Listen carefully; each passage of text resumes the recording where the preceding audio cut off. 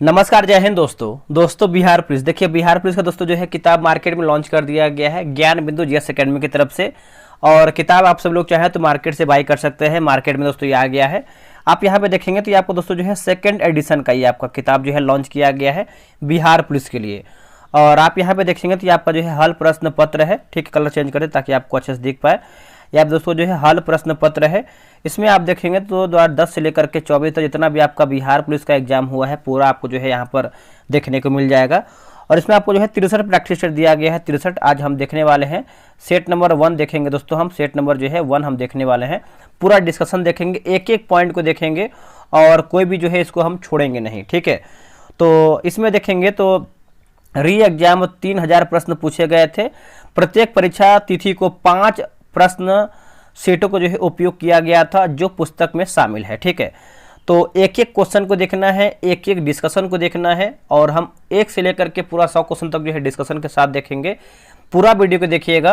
तो चलिए वीडियो को शुरू करते हैं। दोस्तों ये आप देखेंगे तो बिहार पुलिस का ये आपका पेपर 1 है। यहाँ पे जो परीक्षा तिथि आप देखेंगे, जो आपका एग्जाम डेट है ये आपका 7 अगस्त 2024 को पेपर हुआ था। ये आपका पेपर 1 है। ठीक है, जो विज्ञापन संख्या था आपका 01/2023 था और जो आपका पदों की संख्या था आपका 21,381 था। एक एक क्वेश्चन को देखेंगे, डिटेल के साथ देखेंगे, जितना भी आपका डिस्कशन दिया गया है पूरा देखेंगे।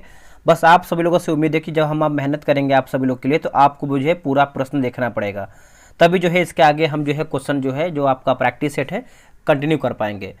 तो आप सभी लोगों से उम्मीद है कि आप इस वीडियो को पूरा देखिएगा और एक लाइक करके जाइएगा ताकि हमें जो है मोटिवेशन मिलेगा। चलिए, पहला हमारा प्रश्न है 1980 के दशक के प्रारंभ में सर्वोच्च न्यायालय ने न्याय तक पहुंच बढ़ाने के लिए कौन सा जो है कौन सा तंत्र जो है तैयार किया था? तो इसका आंसर हो जाएगा ऑप्शन नंबर सी होगा जनहित याचिका जो है सही उत्तर हो जाएगा जनहित याचिका। 1980 के दशक में शुरू की गई जनहित याचिका की व्यवस्था जो है सबको इंसाफ दिलाने के लिहाज से एक महत्वपूर्ण कदम थी, क्योंकि अब जो है गरीब लोग भी अदालत में इंसाफ पाने के लिए जो है जा सकते हैं। जनहित याचिका यानी PIL के तहत सार्वजनिक हित की रक्षा के लिए जो है मुकदमे का प्रावधान है। अन्य सामान्य अदालती याचिकाओं से अलग इसमें यह आवश्यक नहीं है कि पीड़ित पक्ष स्वयं जो है अदालत में जाए। यह किसी भी नागरिक या स्वयं न्यायालय द्वारा पीड़ितों के पक्ष में दायर जो है किया जा सकता है। भारतीय न्यायिक पद्धति में जनहित याचिका उस समय लाया गया जब भारत के मुख्य न्यायाधीश जो है PN भगवती यानी प्रफुल्ल चंद्र नटवरलाल भगवती थे। ठीक है, भारत में जनहित याचिका की अवधारणा का जो बीज है सर्वप्रथम न्यायमूर्ति कृष्ण अय्यर द्वारा 1976 में जो है मुंबई कामगार सभा बनाम अब्दुल भाई मामले में जो है बोया गया था। भारत के पूर्व मुख्य न्यायाधीश PN भगवती को जनहित याचिका का जो है जनक माना जाता है। ठीक है, तो आप इसको याद रखिएगा। नेक्स्ट क्वेश्चन है क्वेश्चन नंबर 2 देखेंगे।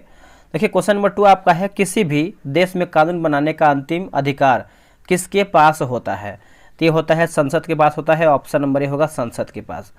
भारत में राष्ट्रपति, राज्यसभा एवं लोकसभा को सम्मिलित रूप से जो है संसद कहा जाता है। लोकसभा संपूर्ण भारत के लोगों का जो है प्रतिनिधित्व करती है, जबकि जो राज्यसभा है राज्यों व केंद्र शासित प्रदेश का प्रतिनिधित्व जो है करती है। भारतीय संविधान का अनुच्छेद 80 राज्यसभा उच्च सदन की संरचना से संबंधित है। देखिए, राज्यसभा के सदस्यों की जो अधिकतम संख्या है आपका 250 हो सकती है, और परंतु वर्तमान में देखेंगे जो आपका संख्या है 245 है। कितना है? 245 है। आगे हमारा है कि देखिए राज्यसभा में राष्ट्रपति द्वारा साहित्य, विज्ञान, कला और समाज सेवा के संबंध में विशेष ज्ञान रखने वाले 12 सदस्यों को जो है मनोनीत किया जाता है। वर्तमान समय में उत्तर प्रदेश से राज्यसभा सदस्यों की जो सीटों की जो संख्या है आपका सर्वाधिक 31 है। राज्यसभा एक अस्थायी सदन है, इसका जो विघटन जो है कभी भी नहीं हो सकता है। इसके 1/3 जो है सदस्य जो है प्रति 2 वर्ष बाद जो है सेवा निवृत्त हो जाते हैं। राज्यसभा के जो सदस्यों का जो कार्यकाल होता है आपका 6 वर्ष का होता है सदस्यों का। ठीक है, लोकसभा यानी निम्न सदन के गठन का जो प्रावधान है भारतीय संविधान के अनुच्छेद 81 में किया गया है। किसमें? अनुच्छेद 81 में है। देखिए, लोकसभा में सदस्यों की जो अधिकतम संख्या की बात करते हैं तो 550 हो सकती है। लोकसभा राज्यसभा की जो तरह अस्थायी सदन नहीं है, अर्थात इसका जो विघटन है 5 वर्ष या इसके पहले भी हो सकता है। 42वां संविधान संशोधन अधिनियम 1976 द्वारा लोकसभा की अवधि जो है 5 वर्ष से बढ़ाकर 6 वर्ष कर दिया गया। पुनः 44वां जब संविधान संशोधन हुआ था अधिनियम 1978 द्वारा जो है इसको जो है 5 वर्ष कर दिया गया। भारत में न्यायपालिका के 3 स्तर पाए जाते हैं, जिसमें सर्वोच्च स्थान पर भारत का जो है उच्चतम न्यायालय है। सर्वोच्च न्यायालय यानी सुप्रीम कोर्ट 1935 के भारत शासन अधिनियम द्वारा स्थापित संघीय न्यायालय का ही प्रतिरूप है। यह संघीय न्यायालय होने के साथ साथ जो है अंतिम अपीलीय न्यायालय भी इसमें दोस्तों आपका शामिल है।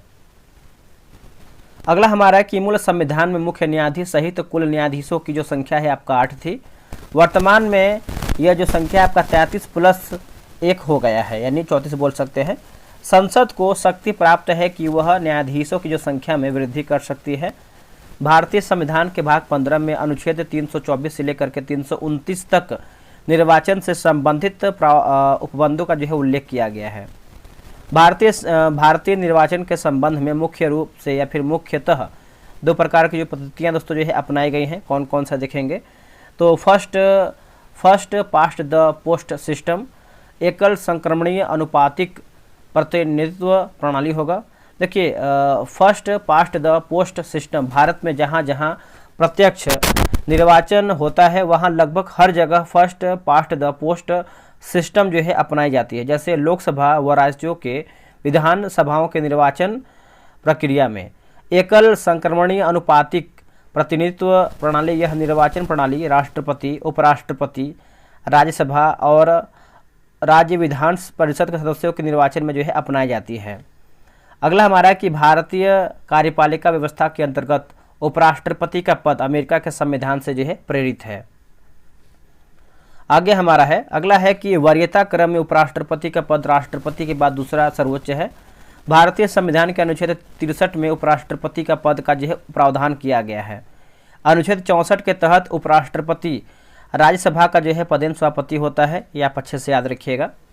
अगला है कि वार्षिक वित्तीय विवरण संसद के दोनों सदनों के समक्ष कौन रखवाता है, तो आंसर आपको हो जाएगा राष्ट्रपति हो जाएगा। आंसर आपका डी होगा राष्ट्रपति। वार्षिक वित्तीय विवरण को बजट भी कहा जाता है, याद रखिएगा। और वार्षिक वित्तीय विवरण में भारत सरकार की अनुमानित आय और व्यय का वितरण हो जाता है एवं यह दस्तावेज बजट प्रक्रिया का हिस्सा होता है। वार्षिक वित्तीय विवरण का प्रावधान भारतीय संविधान के अनुच्छेद 112 में है। वित्त मंत्री के नेतृत्व में वित्त मंत्रालय के द्वारा आम बजट तैयार करवाया जाता है। स्वतंत्र भारत के प्रथम वित्त मंत्री R.K. सन्मुख शेट्टी थे, जिन्होंने पहला बजट जो है पेश किया था। अगला है कि अनुच्छेद 75 के क्लॉज 1 राष्ट्रपति द्वारा प्रधानमंत्री की नियुक्ति का प्रावधान करता है। सर्वाधिक लंबे समय तक प्रधानमंत्री के पद पर रहने वाले प्रधानमंत्री पंडित जवाहरलाल नेहरू थे। इंदिरा गांधी यानी HD देवगौड़ा और डॉक्टर मनमोहन सिंह राज्यसभा के सदस्य होते हुए भी जो है प्रधानमंत्री बने थे। PV नरसिम्हा राव ऐसे प्रधानमंत्री थे जो पद ग्रहण के समय किसी भी जो है सदन के सदस्य नहीं थे। तीनों प्रधानमंत्री जिसमें से जवाहरलाल नेहरू, लाल बहादुर शास्त्री और श्रीमती इंदिरा गांधी की मृत्यु उनकी पदावधि के दौरान जो है हो गया था। जितना भी हम पॉइंट आपको पढ़ा रहे हैं जो बुक में दिया गया है सब इम्पॉर्टेंट फैक्ट है, तो आपको अच्छे से सुनना है और चीज़ों को याद करना है। मोरारजी देसाई सबसे अधिक उम्र में और राजीव गांधी सबसे कम उम्र में जो है बनने वाले प्रधानमंत्री थे। लोकसभा के प्रथम अध्यक्ष गणेश वासुदेव मावलंकर थे। सर्वाधिक लंबे समय तक लोकसभा अध्यक्ष के पद पर रहने वाले अध्यक्ष बलराम जाखड़ थे, जिनका कार्यकाल जो है 9 वर्ष 329 दिनों तक यानी 1980 से लेकर के 89 तक जो है दोस्तों इनका चला था। राष्ट्रपति देश का संवैधानिक प्रधान होता है एवं भारत का प्रथम नागरिक भी कहलाता है। भारत के प्रथम राष्ट्रपति जो है राजेंद्र प्रसाद थे। भारत की प्रथम महिला राष्ट्रपति प्रतिभा देवी पाटिल थी। स्वतंत्रता के बाद जन्म लेने वाली भारत की पहली जो है राष्ट्रपति कौन थी, तो द्रौपदी मुर्मू हो जाएंगी। आप इसको अच्छे से याद रखिएगा, द्रौपदी मुर्मू। नेक्स्ट हमारा क्वेश्चन है, क्वेश्चन नंबर 4 देखेंगे। तो कि सर्वोच्च न्यायालय के मौलिक क्षेत्राधिकार में क्या शामिल है, तो इसका उत्तर हो जाएगा ऑप्शन नंबर देखेंगे तो सी होगा, संघ व राज्यों के बीच तथा राज्यों व राज्यों के बीच विवादों का निपटारा हो जाएगा। ठीक है, अब इसका डिस्कशन पढ़ेंगे। देखिए भारतीय संविधान के अनुच्छेद 131 में मौलिक अधिकार का प्रावधान किया गया है। इसके अंतर्गत सर्वोच्च न्यायालय 3 प्रकार के मामलों की सुनवाई करता है, जो इस प्रकार दिया गया है। जैसे एक तरफ भारत सरकार तथा दूसरी तरफ जो है एक या एक से अधिक राज्य की सरकार हो, 2 या 2 से अधिक राज्यों के बीच उत्पन्न विवाद हो जाएगा, और केंद्र और कोई राज्य या राज्यों राज्य या राज्यों का एक तरफ होना एवं एक या अधिक राज्यों का दूसरी तरफ होना। आपराधिक मामले, देखिए यह ऐसी क्रियाओं से संबंधित है जिन्हें कानून में अपराध माना गया हो, जैसे चोरी, हत्या, दहेज उत्पीड़न आदि। इसमें एफआईआर दर्ज कराने के लिए पुलिस जांच कर अदालत में जो है केस फाइल करती है। अपराधी के दोषी पाए जाने पर जेल या जुर्माना या दोनों जो है लगाया जा सकता है। दीवानी मामले की बात करते हैं तो इसका संबंध जो है व्यक्ति विशेष के अधिकारों के उल्लंघन से है, जैसे जमीन विवाद, वस्तुओं की खरीदारी, किराया, तलाक आदि। प्रभावित पक्ष न्यायालय में एक याचिका जो है दायर करता है। आते हैं क्वेश्चन नंबर 5 पे। बोला कि सोवा रिगपा क्या है। देखिए सोवा रिगपा की बात करते हैं तो हिमालय की पारंपरिक दवा पद्धति हो जाएगा। ऑप्शन नंबर देखेंगे तो सी जो है सही उत्तर होगा। देखिए सोवा रिंगपा चिकित्सा की एक पारंपरिक पद्धति है जो भारत के हिमालयी क्षेत्र में प्रचलित है। यह चिकित्सा पद्धति तिब्बत से आई है और दुनिया भर में सबसे पुरानी चिकित्सा परंपराओं में से एक है। सोवा रिंगपा शब्द का अर्थ की बात करते हैं उपचार का ज्ञान, और यह भोटी भाषा से जो है लिया गया है। सोवा रिंगपा के ज़्यादातर जो है सिद्धांत और अभ्यास जो है आयुर्वेद के समान है। किसके समान है तो आयुर्वेद के समान है। सोवा रिंगपा में इलाज के लिए जो है शरीर और मन के विकास के महत्वपूर्ण जो है यानी महत्व जो है दिया गया है, यह भी अच्छे से याद रखिएगा। देखिए सोपा रिंगपा अभ्यास को विनियमित करने के लिए धर्मशाला में तिब्बती चिकित्सा के लिए जो है केंद्रीय परिषद जो है स्थापित है। सोवा रिंगपा के संस्थाओं के लिए मुख्य भारतीय केंद्र लद्दाख और धर्मशाला है। अगला है कि प्रधानमंत्री नरेंद्र मोदी ने मार्च 2024 में देश की पहली अंडर वाटर मेट्रो ट्रेन का जो है उद्घाटन कहाँ पर किया है, तो आंसर आपको हो जाएगा कोलकाता जो है सही उत्तर हो जाएगा कोलकाता। ठीक है, देखिए हुगली नदी के नीचे बनी मेट्रो सुरंग कोलकाता मेट्रो के ईस्ट वेस्ट कॉरिडोर का हिस्सा है और वह हावड़ा मैदान को एक्सप्लेनेड से जोड़ता है। नेक्स्ट हमारा क्वेश्चन है क्वेश्चन नंबर 7। गोलकीपर के रूप में प्रदर्शन के लिए निम्नलिखित में से कौन सा पुरस्कार जो है दिया जाता है, तो इसका उत्तर हो जाएगा ऑप्शन नंबर ए होगा हॉकी इंडिया बलजीत सिंह पुरस्कार। ऑप्शन नंबर ए होगा हॉकी इंडिया बलजीत सिंह पुरस्कार। यह पुरस्कार भारत में हॉकी के गोलकीपरों को उनके उत्कृष्ट प्रदर्शन के लिए जो है दिया जाता है। मेजर ध्यानचंद पुरस्कार भारत में खेलों में उत्कृष्टता के लिए दिया जाने वाला एक प्रतिष्ठित पुरस्कार है। मेजर ध्यानचंद खेल रत्न पुरस्कार जिसे जो है पहले राजीव गांधी खेल रत्न नाम से जो है जाना जाता था, भारत में किसी खिलाड़ी को दिया जाने वाला सर्वोच्च पुरस्कार है। मेजर ध्यानचंद खेल रत्न पुरस्कार राशि में एक प्रमाण पत्र और 25 लाख रुपए का जो है नगद पुरस्कार शामिल है। ठीक है, अगला हमारा क्वेश्चन है, बोला कि राष्ट्रीय खेल पुरस्कार एवं पुरस्कार राशि, जैसे अर्जुन पुरस्कार की बात करते हैं 15 लाख रुपया होगा। द्रोणाचार्य पुरस्कार लाइफ टाइम श्रेणी की बात करते हैं तो 15 लाख होगा। द्रोणाचार्य पुरस्कार नियमित श्रेणी की बात करते हैं तो 10 लाख होगा। निम्नलिखित में से कौन सा भू अस्थायी उपग्रह नहीं है, तो ऑप्शन नंबर डी होगा जुगनू। दोस्तों आपका हो जाएगा, ये आपका नहीं है। देखिए जुगनू एक नैनो सैटेलाइट है जिसे इसरो के मार्गदर्शन में IIT कानपुर द्वारा जो है बनाया गया है। भारत के कुछ प्रमुख भू अस्थायी उपग्रह जैसे आपका इनसैट, जीसैट, कल्पना 1 और एडुसैट और हेमसेट इसमें आपका शामिल है। आते हैं क्वेश्चन नंबर 9 पे। बोला कि सामा चकेवा बिहार का एक त्यौहार है। यह त्यौहार इस रिश्ते को समर्पित है, तो इसका उत्तर हो जाएगा भाई और बहन। ऑप्शन नंबर देखेंगे तो सी होगा। यह त्यौहार प्रत्येक वर्ष कार्तिक माह के शुक्ल पक्ष की सप्तमी से पूर्णमासी तक जो है मनाया जाता है। बिहार के अन्य लोक नाट्य की बात करते हैं तो विदेशिया की बात करते हैं। विदेशिया तो कि विदेशिया जो है भोजपुर क्षेत्र में अत्यंत लोकप्रिय इस नाट्य में महिला पात्र की भूमिका पुरुष कलाकारों द्वारा जो है निभाया जाता है। जटजाटिन की बात करते हैं तो केवल अविवाहित द्वारा इस लोक नाट्य में जटजाटिन के वैवाहिक जीवन को प्रदर्शित किया जाता है। डोमकच यह नाट्य घर आंगन में ही बारात जाने के बाद वह अन्य विशेष अवसरों पर विवाहित महिलाओं द्वारा प्रस्तुत किया जाता है। इस लोक नाट्य का सार्वजनिक प्रदर्शन नहीं किया जाता है क्योंकि इसके अंतर्गत हास्य, परिहास, अश्लील हाव भाव तथा संवाद को जो है प्रदर्शित किया जाता है। याद रखिएगा सभी लोग। आते हैं क्वेश्चन नंबर 10 पे। उससे पहले बता दें, देखिए बिहार एसआई का दोस्तों जो है और बिहार पुलिस, वैसे तो बिहार पुलिस का आप एग्जाम दे रहे हैं तो बिहार पुलिस का ही स्पेशली बात करेंगे। देखिए बिहार पुलिस का दोस्तों जो है आपका 2 मोड में जो है टेस्ट होगा। जैसे आपका एक पहले याद रखिए, पहला आपका जो है ऑनलाइन मोड में दोस्तों आपका जो है एक सेकेंड, ऑनलाइन में आपको दोस्तों जो है आपका एग्ज़ाम होगा, और एग्ज़ाम का मतलब आपको जो है टेस्ट लिया जाएगा। उसका दूसरा की बात करते हैं तो जैसे आपका ऑनलाइन टेस्ट होगा 100 क्वेश्चन का, जो आपका प्रीवियस है या फिर नया नया जो भी सेट आ रहा है, और दूसरा की बात करते हैं तो आपको PDF भी जो है प्रोवाइड कराया जाएगा बुक का। तो अगर आपको बिहार पुलिस का टेस्ट बनाना है तो आप जो है आप व्हाट्सएप पे मैसेज कीजिए, बिहार पुलिस लिखिए दोस्तों, क्या लिखेंगे, बिहार पुलिस लिखेंगे, बिहार पुलिस, ठीक है, बिहार पुलिस लिखिएगा। और इसमें देखेंगे तो आपको दोस्तों जो है, एक सेकेंड, बिहार पुलिस लिखिएगा। व्हाट्सअप नंबर ये आपका रहा 8756546533। ये जो आपका टेस्ट होगा ये आपका जो बोर्ड क्यूज होता है, यानी क्यूज बोर्ड जो होता है उससे हम टेस्ट करवाएंगे पूरा 100 क्वेश्चन का। बहुत मेहनत कर रहे हैं आप सभी लोग के लिए, यानी बिहार पुलिस के लिए। तो आप सभी लोग अगर आपको ज्वाइन होना है तो आप बिहार पुलिस लिखिएगा, व्हाट्सअप पे आपको मैसेज करना है, व्हाट्सअप पे, ठीक है। तो चलिए आगे बढ़ेंगे। ताजमहल का वास्तुकार कौन था? देखिए ताजमहल का वास्तुकार देखेंगे तो इसका उत्तर हो जाएगा उस्ताद अहमद लाहौरी होगा। ऑप्शन नंबर ए होगा उस्ताद अहमद लाहौरी।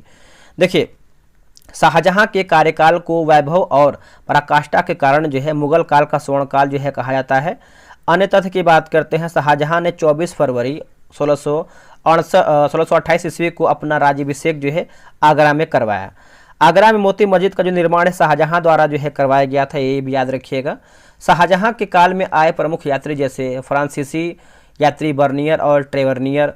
मनुची की बात करते हैं तो इटली का था। पीटर मुंडी की बात करते हैं, इसने अकाल का वर्णन किया था इंग्लैंड में। शाहजहां ने इनायत खां, इन्होंने शाहजहांनामा लिखा को संरक्षित भी दिया था। वसामन उत्कृष्ट मुगल चित्रकार थे, इनका संबंध आधुनिक उत्तर प्रदेश से था। इन्हें जो है अकबर के समय का सर्वोत्कृष्ट चित्रकार जो है माना जाता है। और बात करेंगे हम अब्दुल समद। अकबर ने प्रसिद्ध चित्रकार अब्दुल समद को सीरी कलम की उपाधि एवं मोहम्मद हुसैन कश्मीरी को जड़ी कलम की जो है उपाधि प्रदान किया था। तो आप इसको अच्छे से याद रखिएगा। अगला हमारा प्रश्न है क्वेश्चन नंबर 11। बिंबिसार का प्रसिद्ध राजवैद्य जीवक डैश का जो है निवासी था। तो आंसर आपको हो जाएगा राजगिरी है जो है सही उत्तर हो जाएगा दोस्तों, राजगिरी आपका सही होगा, ठीक है। तो आप इसको अच्छे से याद रखिएगा, भूलिएगा नहीं।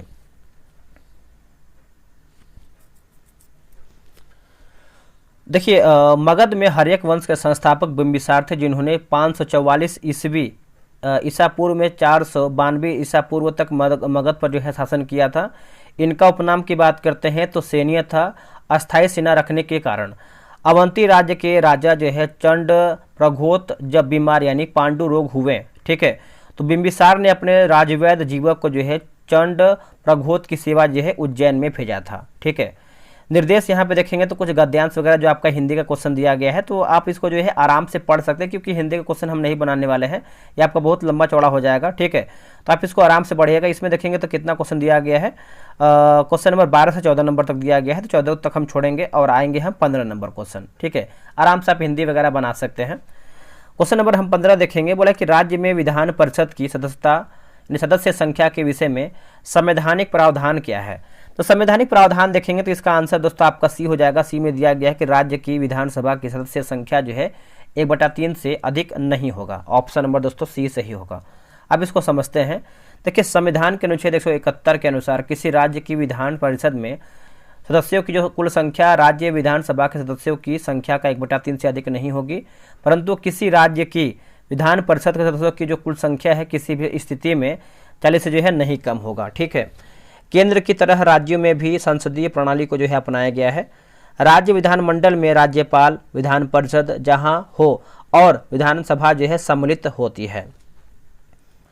संविधान के अनुच्छेद 169 के अंतर्गत विधान परिषद के निर्माण तथा उत्साधन की प्रक्रिया का जो है वर्णन किया गया है। संविधान के अनुच्छेद 171 के क्लॉज 3 के अनुसार विधान परिषद के सदस्यों का निर्धारण इस प्रकार होता है।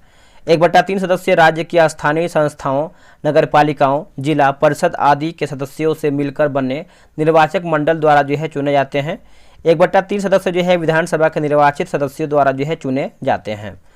1/12 सदस्य है अध्यापकों द्वारा चुने जाते हैं, जो राज्य के दोस्तों यहाँ पे देखेंगे तो हायर सेकेंडरी या उच्च शिक्षा संस्थाओं में कम से कम जो है 3 वर्ष जो है पढ़ा हो, ठीक है। चलिए आगे हमारा है, अगला हमारा है 1/12 सदस्य उन स्नातकों द्वारा निर्वाचित होते हैं जिन्होंने कम से कम 3 वर्ष पूर्व स्नातक की उपाधि जो है प्राप्त कर ली हो। 1/6 सदस्य राज्यपाल द्वारा मनोनीत होते हैं जो कला, विज्ञान, साहित्य, समाज सेवा एवं सहकारिता से जुड़े हो। वर्तमान के केवल 6 राज्य उत्तर प्रदेश 100, कर्नाटक 75, बिहार 75, आंध्र प्रदेश 58, तेलंगाना 40 तथा महाराष्ट्र 78 में विधान परिषद विद्यमान है। विधान परिषद की किसी भी बैठक के लिए कम से कम 10 या विधान परिषद के कुल सदस्यों की जो दशमांश है 1/10 इनमें से जो भी हो यानी जो भी अधिक हो जो है गणपूर्ति होता है या फिर होगा। संविधान सभा के चुनाव हुए थे तो जुलाई 1946 में हुए थे, ऑप्शन नंबर ए होगा। देखिए कैबिनेट मिशन योजना को मुस्लिम लीग ने 6 जून 1946 को और कांग्रेस ने 25 जून 1946 को स्वीकार किया है। कैबिनेट मिशन योजना को स्वीकार किए जाने के पश्चात संविधान सभा के निर्माण के लिए हुए चुनाव यानी जुलाई 1946 में कांग्रेस ने 214 सामान्य स्थानों में से 208 स्थान जो है प्राप्त किए और मुस्लिम लीग ने 78 मुस्लिम स्थानों में से 73 स्थान जो है प्राप्त किए हैं। कांग्रेस को 4 सिख सदस्यों का भी समर्थन जो है प्राप्त हुआ। जवाहरलाल नेहरू के नेतृत्व में अंतरिम सरकार का गठन जो है 2 सितंबर 1946 में हुआ था। 3 जून 1947 ईस्वी को भारत विभाजन की माउंटबेटन योजना प्रकाशित किया गया जिससे कांग्रेस कार्य समिति की 3 जून 1947 ईस्वी की बैठक में स्वीकार कर लिया गया। स्वतंत्रता प्राप्ति के समय कांग्रेस के जो अध्यक्ष जे बी कृपलानी एवं ब्रिटेन के प्रधानमंत्री क्लीमेंट एटली लेबर पार्टी के थे। ठीक है, अगला हमारा प्रश्न है क्वेश्चन नंबर 17। देखिए सर्वोच्च न्यायालय व उच्च न्यायालय के न्यायाधीशों को पद से जो है कौन हटा सकता है, तो इसका उत्तर होगा ऑप्शन नंबर डी, राष्ट्रपति, यदि दोनों सदन द्वारा यह जो है प्रस्ताव पारित करता है तब। ऑप्शन नंबर डी आपका सही होगा। अनुच्छेद 124 के क्लॉज 5 के तहत संसद विधि द्वारा न्यायाधीशों को हटाए जाने से संबंधित प्रक्रिया का जो है बंद कर सकती है। न्यायाधीशों को हटाए जाने की प्रक्रिया की शुरुआत जो है संसद के किसी भी सदन से जो है किया सकती है। यह प्रस्ताव यदि लोकसभा से शुरुआत होती है तो 100 सदस्यों के हस्ताक्षर अध्यक्ष को देने के बाद ही प्रस्ताव जो है पेश हो सकता है। यह प्रस्ताव यदि राज्यसभा से शुरुआत होती है तो 50 सदस्यों के हस्ताक्षर सभापति को देने के बाद ही जो है पेश हो सकता है। ठीक है, आगे हमारा कुछ और पॉइंट है जैसे न्यायाधीशों को हटाए जाने से संबंधित प्रावधान यदि दोनों सदनों द्वारा अलग अलग कुल सदस्य संख्या के बहुमत तथा उपस्थित व मतदान करने वाले 2/3 यानी 2/3 सदस्यों के बहुमत से पारित हो जाए तो उसे जो है राष्ट्रपति के पास जो है भेजा जाता है। तत्पश्चात राष्ट्रपति न्यायाधीश को हटाए जाने का जो है आदेश जारी करते हैं।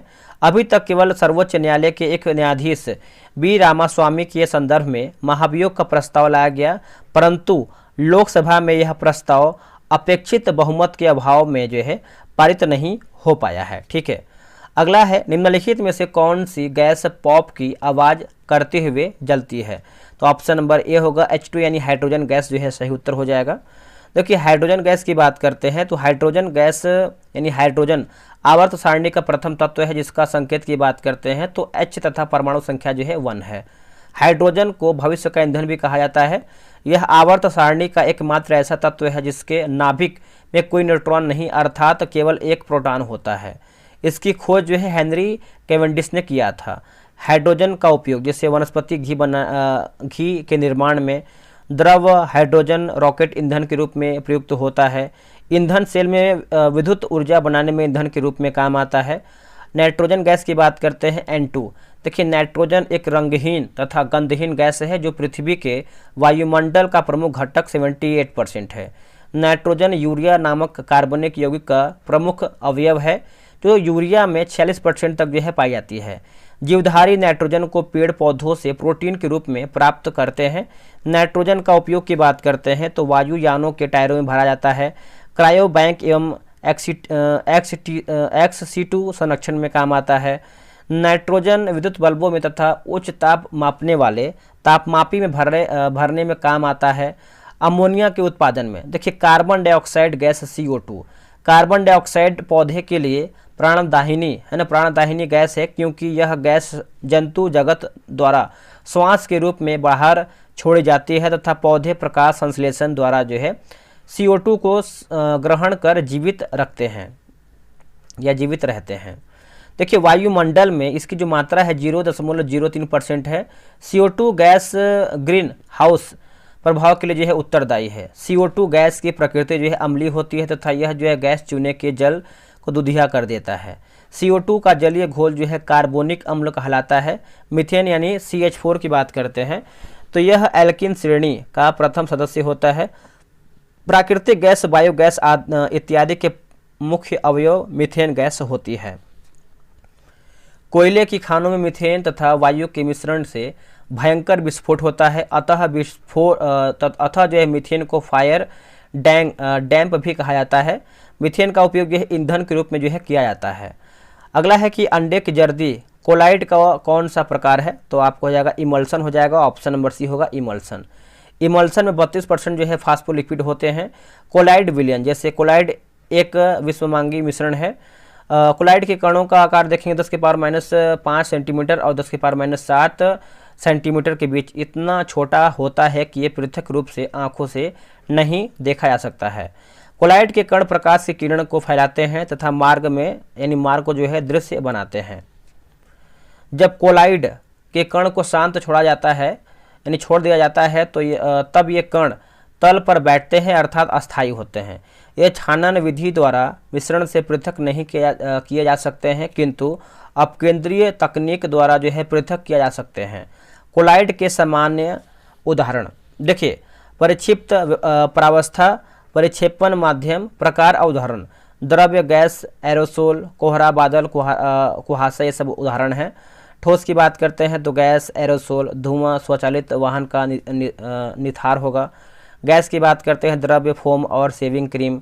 द्रव की बात करते हैं द्रव्य, इमल्सन, दूध, फेम, क्रीम। ठोस की बात करते हैं द्रव्य, सोल, मैग्नीशिया, मिल्क, कीचड़ होगा। गैस की बात करते हैं ठोस, फोम, रबर, स्पंज और म्यूमिस होगा। द्रव की बात करते हैं तो ठोस, जेल और जेली, पनीर, मक्खन हो जाएगा। अगला है कि ठोस सोल, रंगीन रत्न पत्थर और दूधिया कांच। नोट देखिए कोलाइडी कणों द्वारा प्रकाश के प्रकीर्णन की परिघटना टिंडन प्रभाव उत्पन्न करती है। 20 नंबर है कि आयरन लोहा का परमाणु प्रतीक क्या है। देखिए आयरन लोहा परमाणु का इसका जो है देखेंगे तो आपको हो जाएगा Fe हो जाएगा। ऑप्शन नंबर देखेंगे तो आपका जो है सी हो जाएगा। कुछ यहाँ पे प्रतीक दिया गया है जो कि हमको देखना है, एग्जाम में आपका जो है क्वेश्चन आ सकता है। हाइड्रोजन की बात करते हैं तो H, हीलियम की बात करते हैं तो He, लिथियम की बात करते हैं तो Li, बेरिलियम की बात करते हैं तो B, बोरॉन की बात करते हैं तो B, कार्बन की बात करते हैं तो C, नाइट्रोजन की बात करते हैं तो N, सल्फर का S, ऑक्सीजन का O, फ्लोरीन का F, नियॉन का Ne, सोडियम का Na, मैग्नीशियम का Mg, एल्यूमिनियम का Al, फास्फोरस का हो जाएगा P और ऑर्गन का हो जाएगा Ar हो जाएगा। और क्या दिया गया है, क्लोरीन की बात करते हैं Cl, पोटेशियम का K, कैल्शियम का Ca, क्रोमियम का हो जाएगा Cr, मैग्नीज का हो जाएगा Mn, आयरन का हो जाएगा Fe, कोबाल्ट का हो जाएगा Co, निकेल का हो जाएगा Ni, कॉपर का हो जाएगा Cu और जिंक का हो जाएगा Zn, आर्सेनिक का हो जाएगा As, ब्रोमीन का हो जाएगा Br, सिल्वर का Ag, आयोडीन का I, बेरियम का हो जाएगा Ba, गोल्ड का हो जाएगा Au, मरकरी का हो जाएगा Hg, रेडॉन का हो जाएगा Rn और पोलोनियम का हो जाएगा Po। याद रखिएगा सभी लोग। जल में ऑक्सीजन परमाणु की संकरण अवस्था क्या है, तो Sp की पावर 3 हो जाएगा। ऑप्शन नंबर देखेंगे तो क्या होगा, तो ऑप्शन नंबर सी होगा। देखिए जल का गुणसूत्र जो है H2O होता है। शुद्ध जल उदासीन होता है अर्थात इसका जो pH मान होता है 7 होता है। 4 डिग्री सेल्सियस तापमान पर जल का घनत्व जो है अधिकतम तथा आयतन जो है न्यूनतम होता है। जल के प्रकार, कठोर जल, यह साबुन के साथ फेन उत्पन्न करती है। इसमें जो है कैल्शियम एवं मैग्नीशियम क्लोराइड, सल्फेट व कार्बोनेट घुले रहते हैं। ठीक है। मृदु जल की बात करते हैं तो यह साबुन के साथ आसानी से फेम उत्पन्न करता है। यह जल पीने की दृष्टि से उपयुक्त होते हैं। जल की कठोरता, अस्थायी कठोरता की बात करते हैं तो इसमें आप देखेंगे तो यह कठोरता कैल्शियम व मैग्नीशियम के क्लोराइड तथा सल्फेट लवण घुले रहने के कारण जो है होती है। जल की अस्थायी कठोरता को सोडियम कार्बोनेट मिलाकर करने से जो है दूर हो जाती है। ठीक है। अस्थायी कठोरता की बात करते हैं, कठोरता उसमें जो है कैल्शियम और मैग्नीशियम के कार्बोनेट्स लवण घुले रहने के कारण जो है होती है। जल की अस्थायी कठोरता उसे जो है उबालकर दूर कर ली जाती है। ठीक है, तो आप इसको अच्छे से याद रखिएगा। 22 नंबर है कि यूरोप के स्केच जो कि रिपोर्टाज है ना, रिपोर्टाज लेखक कौन है? आंसर हो जाएगा राम कुमार। ऑप्शन नंबर देखेंगे तो भी होगा राम कुमार। देखिए रचनाकार दिया गया और एक तरफ हमारा जो है रिपोर्टाज दिया गया है, रिपोर्टाज। देखिए फणीश्वर नाथ ने रेणु की बात करते हैं तो ऋण जल, उसके बाद ऋण जल धन जल, नेपाली क्रांति कथा। धर्मवीर भारती की बात करते हैं तो युद्ध यात्रा। रांगे राघव की बात करते हैं तो तूफानों के बीच। कन्हैया लाल मिश्र प्रभाकर की बात करते हैं क्षण बोले कण मुस्कुराएं। शिवदान सिंह चौहान की बात करते हैं तो आपका लक्ष्मीपुरा सही होगा। अगला है कि मुहावरा और अर्थ दिया गया है, तो ये आपको देखिए हिंदी का प्रश्न है तो इसको हम मिला ही लेते हैं। जैसे छाती पर मूंग डालना की बात करते हैं तो ये आपको हो जाएगा चौथा। साथ रहकर परेशान करना। और क्या दिया गया है? छाती पर पत्थर रखना, तो ये आपको हो जाएगा धैर्यपूर्वक कष्ट सहना। छाती पर सांप रेंगना दोस्तों, ये आपको हो जाएगा तीसरा, यानी कठिन कार्य हेतु प्रतिज्ञा करना। छाती ठोकना, ईर्ष्या करना। तो ऑप्शन नंबर देखेंगे तो आपको जो है 23 का सी सही होगा। ये सब देखिए मुहावरा, आप आराम से इसको पढ़ सकते हैं। वैसे इसको पढ़ ही लेते हैं क्योंकि एग्जाम में आपके हिंदी भी पूछता है तो हिंदी भी देख लेते हैं। डूबने को तिनके का सहारा, संकट में पड़े को थोड़ी मदद, तिनके को पहाड़ करना, छोटी बात को बड़ी बनाना, दिन दुगनी रात चौगनी, तो खूब उन्नति होना। दूध का दूध, पानी का पानी, निष्पक्ष न्याय। गंगा लाभ होना, मर जाना। कपास ओढ़ना या फिर ओटना, सांसारिक काम धंधों में लगे रहना। कमर कसना, दृढ़ संकल्प करना। नाक पर मक्खी न बैठने देना, तो खरे स्वभाव का होना। और उल्लू सीधा करना, तो अपना स्वार्थ साधना। एक आंख से देखना, समान भाव रखना। और ओस के मोती, क्षण भंगुर। ओखली में सिर देना, इच्छापूर्वक किसी झंझट में पड़ना। आते हैं 24 नंबर पे। निम्नलिखित में से कौन सा समास विग्रह जो है सही नहीं है? तो इसका ऑप्शन नंबर देख लेते हैं। हिंदी का क्वेश्चन दिया गया है तो आपका ऑप्शन नंबर ये हो जाएगा। ठीक है, याद रखिएगा। अगला है कि डैश ने कोशिका में स्थित तरल जैविक पदार्थों को जो है जीवद्रव्य का नाम दिया है, तो इसका उत्तर हो जाएगा जेई पुरकिंजे जो है सही उत्तर हो जाएगा जेई पुरकिंजे। ठीक है, चलिए देखते हैं इसको हम। देखिए जेई पुरकिंजे सन 1839 में कोशिका में स्थित तरल जैविक पदार्थ को जो है जीवद्रव्य का नाम दिया है। जीवद्रव्य एक तरल गाढ़ा लसलसा पारभासी वजन युक्त व रंगहीन पदार्थ है। जीवों की सारी जैविक प्रक्रियाएं जीवद्रव्य के द्वारा ही होती हैं, जिस कारण इसे जो है जीवन का भौतिक आधार भी कहते हैं। जीवद्रव्य का लगभग जो है 80% जो है भाग जल होता है। जीवद्रव्य में अकार्बनिक एवं कार्बनिक यौगिकों का जो अभाव है 81 और 19 का होता है। जीवद्रव्य का 99% भाग जो है 4 तत्वों से मिलकर बना होता है, जैसे ऑक्सीजन 76% और कार्बन 10.5%, हाइड्रोजन जो है आपका 10% और नाइट्रोजन की बात करते हैं 2.5% होगा। अगला है निम्नलिखित में से कौन सा सरल अस्थायी ऊतक पादप के भागों को यांत्रिक शक्ति जो है प्रदान करता है? तो स्क्लेरोकाइमा जो है सही उत्तर हो जाएगा। ऑप्शन नंबर आपका ये होगा। देखिए स्क्लेरोकाइमा दृढ़ ऊतक लंबी संकरी कोशिकाएं होती हैं। इन कोशिकाओं की वृत्ति मोटी व लिग्निनी होती है। अधिकांशतः यह मृत होते हैं। इसमें जो है प्रोटोप्लाज्म नहीं होता है। स्क्लेरोकाइमा दृढ़ ऊतक मनुष्य के लिए अत्यंत उपयोगी होते हैं। इन्हें जो है उदाहरण जैसे जूट, पटवा आदि हो जाएगा। ऊतक और संबंधित कार्य, जैसे एपिडर्मिस ऊतक की बात करते हैं तो यह कोशिकाओं की एक परत द्वारा पौधे के बाहरी भाग को ढकता है। जाइलम ऊतक जल व खनिज लवणों का संवहन यांत्रिक दृढ़ता प्रदान करता है। फ्लोएम ऊतक मुख्य कार्य पत्तियों द्वारा बनाए गए भोजन को पौधे के अन्य भागों में पहुंचाता है। जाइलम और फ्लोएम संवहनी ऊतक होता है, ये आप अच्छे से याद रखिएगा, संवहनी ऊतक। अगला है कि हरी पत्तियां भोजन को किस रूप में जो है संग्रहित करती हैं? तो स्टार्च हो जाएगा। ऑप्शन नंबर सी। स्टार्च यानी मंड वह भोजन है जो पौधों की पत्तियों में जो है जमा हो जाता है। स्टार्च यानी मंड एक पॉलीमेरिक कार्बोहाइड्रेट है जिसमें ग्लाइकोसिडिक बॉन्ड द्वारा बड़ी संख्या में ग्लूकोज इकाइयाँ शामिल है। यह प्रकाश संश्लेषण का अंतिम उत्पाद है। प्रकाश संश्लेषण में सर्वाधिक प्रभावकारी लाल रंग है। प्रकाश संश्लेषण की क्रिया जो है कृत्रिम आकाश में होता है। 31 मई 2024 को संयुक्त राष्ट्र अकादमिक प्रभाव के सदस्य कितने सदस्यस्थान है, तो ये आपको हो जाएगा 1645 हो जाएगा। ऑप्शन नंबर देखेंगे तो डी होगा 1645। UNAI संयुक्त राष्ट्र शैक्षणिक प्रभाव उच्च शिक्षा, छात्रवृत्ति और अनुसंधान के संस्थाओं को संयुक्त राष्ट्र और एक दूसरे के साथ संरेखित करने की एक संयुक्त राष्ट्र पहल। इसका जो गठन है 18 नवंबर 2010 को किया गया था। इसका मुख्य उद्देश्य जो है शिक्षा और सतत विकास के बीच पारंपरिक संबंध पर ध्यान केंद्रित करते हुए सतत विकास लक्ष्यों की प्राप्ति में सहायता करना है। अगला है कि सूचना और अधिकतम सूचना का अधिकार अधिनियम कब पारित हुआ है, तो ये आपका 2005 में हुआ है। Option number C. सूचना का अधिकार अधिनियम 2005 द्वारा जो है केंद्रीय सूचना आयोग द्वारा जो है इसका स्थापना किया गया है। 12 अक्टूबर 2005 को सूचना का अधिकार अधिनियम कानूनी अधिकार के रूप में जो है आया है और यह आयोग एक मुख्य सूचना आयुक्त और 10 से अधिक सूचना आयुक्तों से मिलकर बना है। मुख्य सूचना आयुक्तों एवं अन्य आयुक्तों की नियुक्ति राष्ट्रपति एक समिति यानी राष्ट्रपति एक समिति, प्रधानमंत्री, लोकसभा, विपक्ष का नेता और केंद्रीय मंत्रिमंडल का एक मंत्री है, इसकी सिफारिश पर करता है। देखिए राष्ट्रपति मुख्य सूचना आयुक्त एवं अन्य आयुक्तों को उनके पद से जो है पदमुक्त भी कर सकते हैं। भारत का पहला मुख्य सूचना आयुक्त जो है वजाहत हबीबुल्लाह थे, ठीक है। वर्तमान में भारत के मुख्य सूचना आयुक्त ही जो है हीरालाल सामरिया हैं। आगे हमारा है क्वेश्चन नंबर 30 नंबर देखेंगे।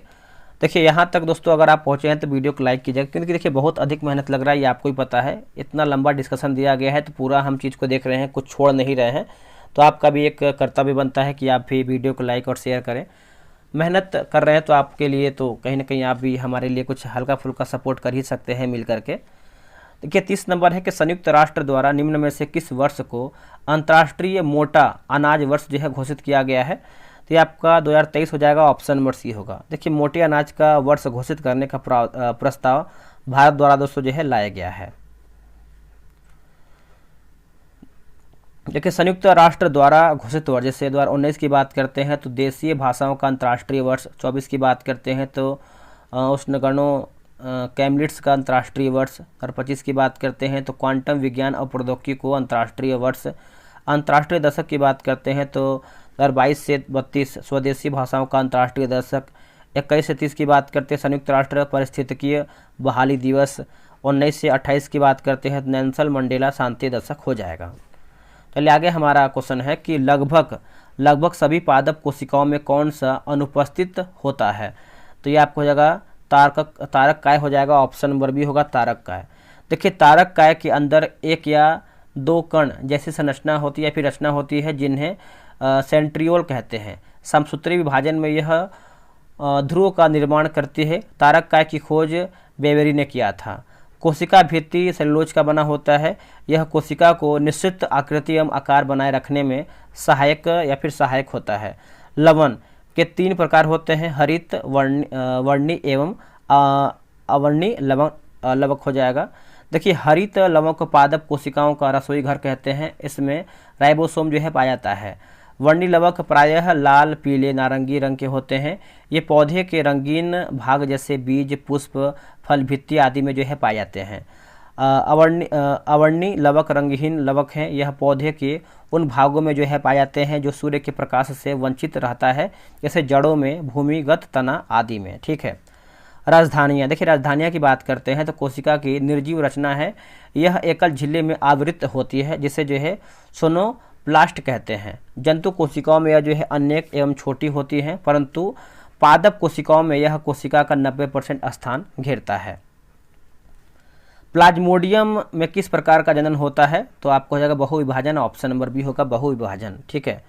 आगे हमारा है कि बहुविभाजन द्वारा जनन एवं प्रकाश का अलैंगिक प्रजनन में जिसमें एक ही जनन कोशिकाओं से कई संतति कोशिका उत्पन्न होते हैं। बहुविभाजन द्वारा जनन लिखा गया है एस्चेरिचिया कोलाई, क्लोस्ट्रिडियम आदि में भी जो है दोस्तों देखा जाता है, याद रखिएगा सभी लोग। इसमें देखिए कुछ बॉक्स में दिया गया, देख लेते हैं।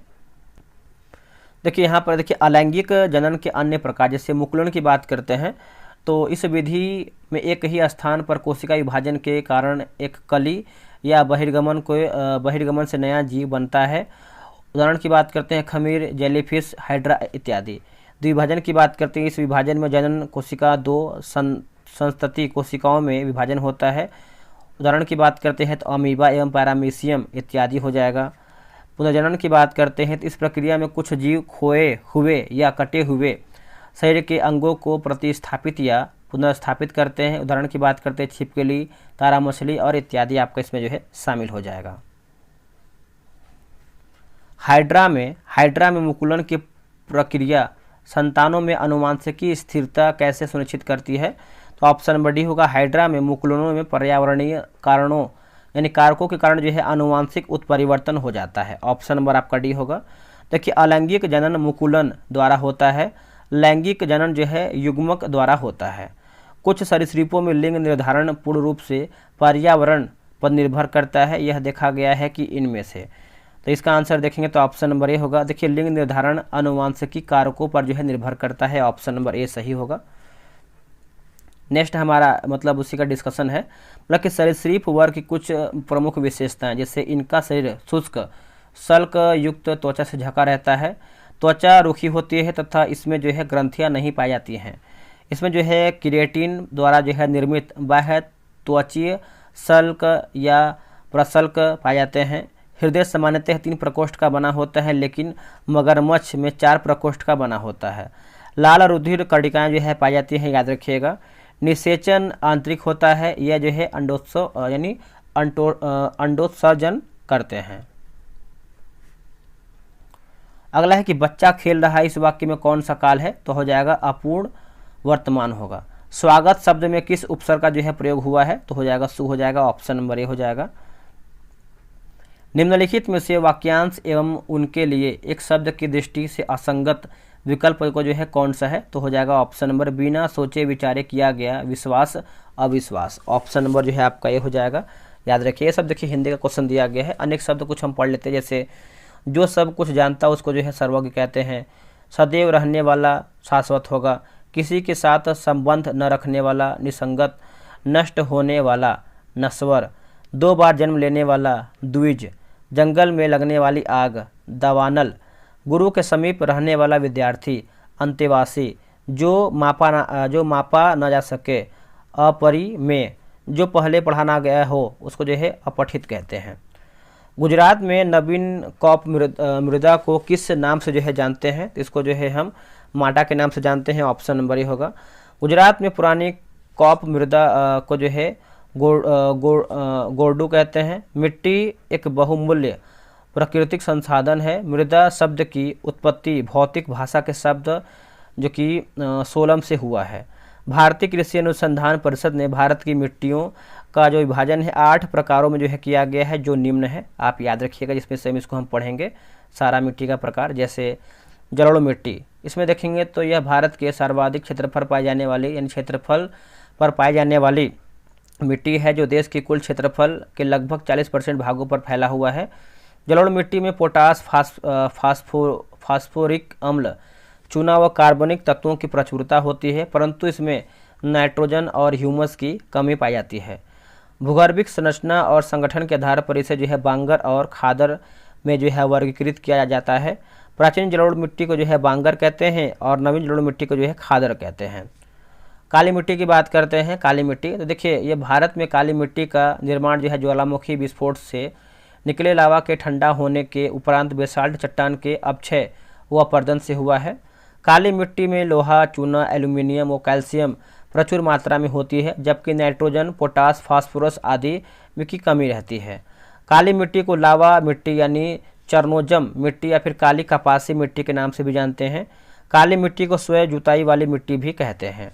लाल मिट्टी, देखिए लाल मिट्टी की बात करते हैं तो इस मिट्टी का निर्माण जो है जलवायु परिवर्तनों के परिणाम स्वरूप रवेदार एवं कायांतरिक शैलों के विघटन एवं वियोजन से हुआ है। लाल मिट्टी का रंग जो है लौह ऑक्साइड की उपस्थिति के कारण जो है लाल होता है। इस मिट्टी को लाल एवं पीली मिट्टी भी कहते हैं। इस मिट्टी में नाइट्रोजन, फास्फोरस और ह्यूमस की कमी रहती है। लेटराइट मिट्टी, देखिए यह मिट्टी जो है मुख्यतः प्रायद्वीपीय पठार के पठारों के ऊपरी भागों में जो है पाया जाता है। 200 सेंटीमीटर या अधिक वर्षा वाले क्षेत्रों में चूना व सिलिका के निक्षालन से इसकी जो है उत्पत्ति होती है। लेटराइट मिट्टियों का स्वरूप जो है ईंट जैसा होता है। इस मिट्टी में लौह ऑक्साइड व एल्यूमिनियम ऑक्साइड की प्रचुरता जो है होती है। अगला है कि पर्वतीय मिट्टी, है ना, तो इस मृदा को जो है वनीय मृदा भी कहते हैं। इस यानी यह मृदा हिमालय की घाटियों के ढलानों पर 2700 से जो है लेकर के 3000 मीटर की ऊंचाई के भागों में जो है पाई जाती है। वनीय मिट्टियों में पोटास, फास्फोरस व चूने का जो है अभाव होता है, याद रखिएगा। देखिए शुष्क और मरुस्थलीय मिट्टियाँ, यह मिट्टी शुष्क व अर्ध शुष्क क्षेत्रों में जो है अरावली पर्वत और सिंधु घाटी के मध्यवर्ती क्षेत्रों में जो है पाई जाती है। इस मिट्टी में ह्यूमस व जैव पदार्थ कम मात्रा में जो है पाया जाता है, याद रखिएगा। लवणीय व क्षारीय मिट्टियाँ, यह एक अंतः क्षेत्रीय मिट्टियाँ हैं जिसका विस्तार सभी जलवायु प्रदेशों में है। इस मिट्टी में सोडियम और मैग्नीशियम की प्रचुरता के कारण जो है यह मिट्टी लवणीय तथा कैल्शियम व पोटेशियम की प्रचुरता के कारण जो है क्षारीय हो जाती है। पीट एवं दलदलीय मिट्टी, इसका निर्माण जो है अत्यधिक आर्द्रता वाली दशाओं में बड़ी मात्रा में कार्बनिक तत्वों के जमाव के कारण होता है। यह मुख्यतः तटीय प्रदेशों एवं जल जमाव के क्षेत्रों में जो है पाई जाती है। इस मिट्टी में जो है घुलनशील लवणों की प्रचुरता होती है, परंतु फास्फोरस व पोटास का जो है अभाव होता है, याद रखिएगा। निम्न में से कौन सी कंपनी ओएनजीसी और इसकी अपतटीय संक्रियाओं के लिए जो है हेलीकॉप्टर की सेवाएं प्रदान करती है? तो आंसर होगा Pawan Hans helicopter limited. Option number देखेंगे तो डी जो है सही आंसर हो जाएगा। यह जम्मू कश्मीर, हिमाचल प्रदेश, उत्तराखंड, पूर्वोत्तर राज्यों के दूर दराज के इलाकों में विशिष्ट स्थानों और दुर्गम क्षेत्रों के परिवहन के लिए जो है हेलीकॉप्टर का उपयोग करता है। ओएनजीसी की स्थापना जो है 14 अगस्त 1956 को हुआ था। ओएनजीसी भारत सरकार की एक सार्वजनिक क्षेत्र की कंपनी है जिसका मुख्यालय देहरादून यानी उत्तराखंड में है। ओएनजीसी का पूरा नाम जो है आपका Noyyal and natural gas corporation है। ओएनजीसी के वर्तमान अध्यक्ष की बात करते हैं तो अरुण कुमार सिंह हैं। ओएनजीसी का एक महारत्न कंपनी है, याद रखिएगा। अगला है कि पवन हंस की स्थापना 1985 में हुआ था और यह भारत की सबसे बड़ी जो है हेलीकॉप्टर सेवा कंपनी है, ठीक है, याद रखिएगा। आगे हमारा है कि 2011 की जनगणना के अनुसार भारत के किन राज्यों में जनसंख्या घनत्व जो है सबसे अधिक है? तो बिहार हो जाएगा, ऑप्शन नंबर सी होगा बिहार।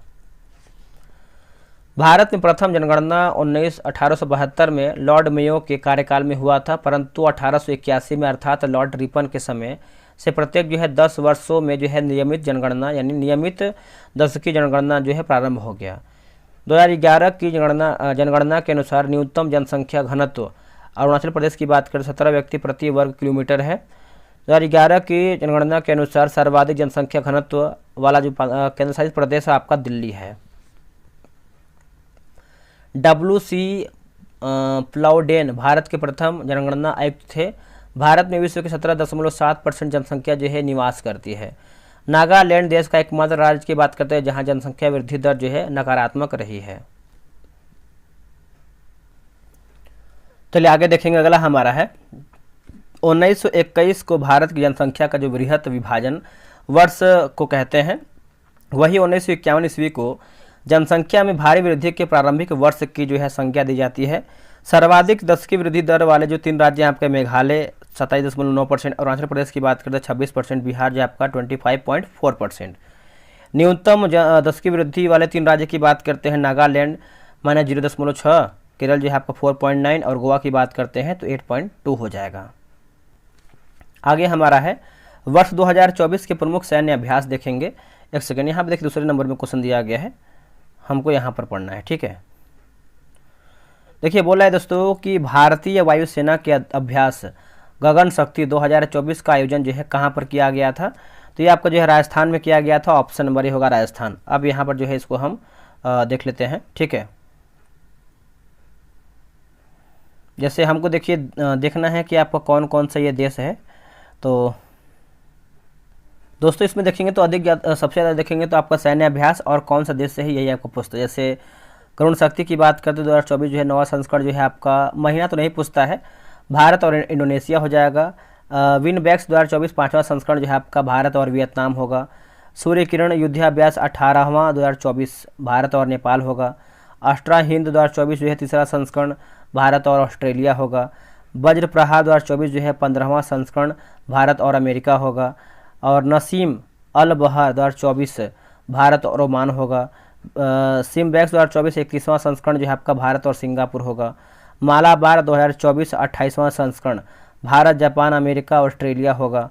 काजिंड 2024 जो है सितंबर 2024 भारत और कजाकिस्तान होगा। वरुण 2024 की बात करें सितंबर 2024 भारत और फ्रांस हो जाएगा। और युद्धाभ्यास 2024 की बात करते हैं सितंबर 2024 भारत और अमेरिका होगा। अल नजाह 2024 सितंबर 2024 हो जाएगा, भारत और ओमान होगा। उदार शक्ति 2024 जो आपका अगस्त 2024 भारत और मलेशिया होगा। मित्र शक्ति 2024 10वां संस्करण अगस्त 2024 भारत और श्रीलंका होगा। एक्स खान क्वेस्ट 21वां संस्करण बहुराष्ट्रीय सैन्य अभ्यास होगा। नोमैडिक एलिफेंट 16वां संस्करण ये आपको जगह भारत और मंगोलिया होगा। मैत्री 13वां संस्करण भारत और थाईलैंड। होपेक्स भारत और मिस्र। जिमैक्स भारत और जापान। और रेड फ्लैग अभ्यास 2024 की बात करते हैं तो आपका बहुराष्ट्रीय हो जाएगा। ठीक है, चलिए आगे हमारा है क्वेश्चन नंबर 42 नंबर देखेंगे। 42 नंबर है कि Bihar state power transmission company limited ने तीसरे एलडीसी उत्कृष्टता पुरस्कार 2023 में किस श्रेणी में जो है जीत हासिल किया है? तो medical load dispatch centre option number B होगा। बिहार एसएलडीसी को यह पुरस्कार निम्न उपलब्धियों के लिए जो है दिया गया था, फिर दिया गया है, जैसे नई तकनीकों को अपनाना, राज्य की बिजली प्रणाली का एकीकृत संचालन सुनिश्चित करना, state of the art next gen cyber सुरक्षा ऑपरेशन सेंटर स्थापित करना। ठीक है, आगे हमारा है 43 नंबर देखेंगे। देखिए बोला कि लीची पर राष्ट्रीय अनुसंधान केंद्र बिहार के डैश जिले में जो है स्थापित है, तो ये आपको जाएगा मुजफ्फरपुर हो जाएगा। ऑप्शन नंबर डी होगा मुजफ्फरपुर। यहाँ पे कुछ इंपॉर्टेंट फैक्ट दिया गया, जैसे शोध एवं अनुसंधान केंद्र और जिला, जैसे केला अनुसंधान केंद्र की बात करते हैं तो गैरोल वैशाली होगा। आलू विकास एवं शोध संस्थान बिहार शरीफ। मक्का विकास एवं शोध संस्थान बेगूसराय। चावल विकास एवं शोध संस्थान आरा। राष्ट्रीय लीची विकास एवं शोध संस्थान Muzaffarpur. National research centre for makhana जो है आपका दरभंगा हो जाएगा। और भी कुछ दिया गया, जैसे टसर सिल्क विकास केंद्र भागलपुर। फल विकास एवं शोध संस्थान सबौर। डॉल्फिन रिसर्च सेंटर की बात करते हैं तो पटना। राजेंद्र कृषि विश्वविद्यालय पूसा की बात करते हैं समस्तीपुर। अरेबिक और फारसी अनुसंधान संस्थान की बात करते हैं तो पटना होगा। प्रकृति जैन शास्त्र और अहिंसा शोध संस्थान की बात करते हैं तो वैशाली होगा। एएन सिन्हा शोध संस्थान की बात करते हैं तो आपका पटना हो जाएगा। आगे हमारा है निम्नलिखित में से कौन सा कारक जनसंख्या की गुणवत्ता निर्धारित नहीं करता है? तो ऑप्शन नंबर सी होगा मुद्रास्फीति। याद रखिएगा, ऑप्शन नंबर सी होगा मुद्रास्फीति। जनसंख्या की गुणवत्ता को निर्धारित करने वाले कारक हैं साक्षरता दर, जीवन प्रत्याशा, द्वारा दर्शाए गए व्यक्ति के स्वास्थ्य और देश के लोगों द्वारा जो है अर्जित कौशल निर्माण। गुणवत्तापूर्ण जनसंख्या से ही बेहतर मानव संसाधन का निर्माण होता है जो किसी देश की प्रगति विकास में महत्वपूर्ण योगदान देता है।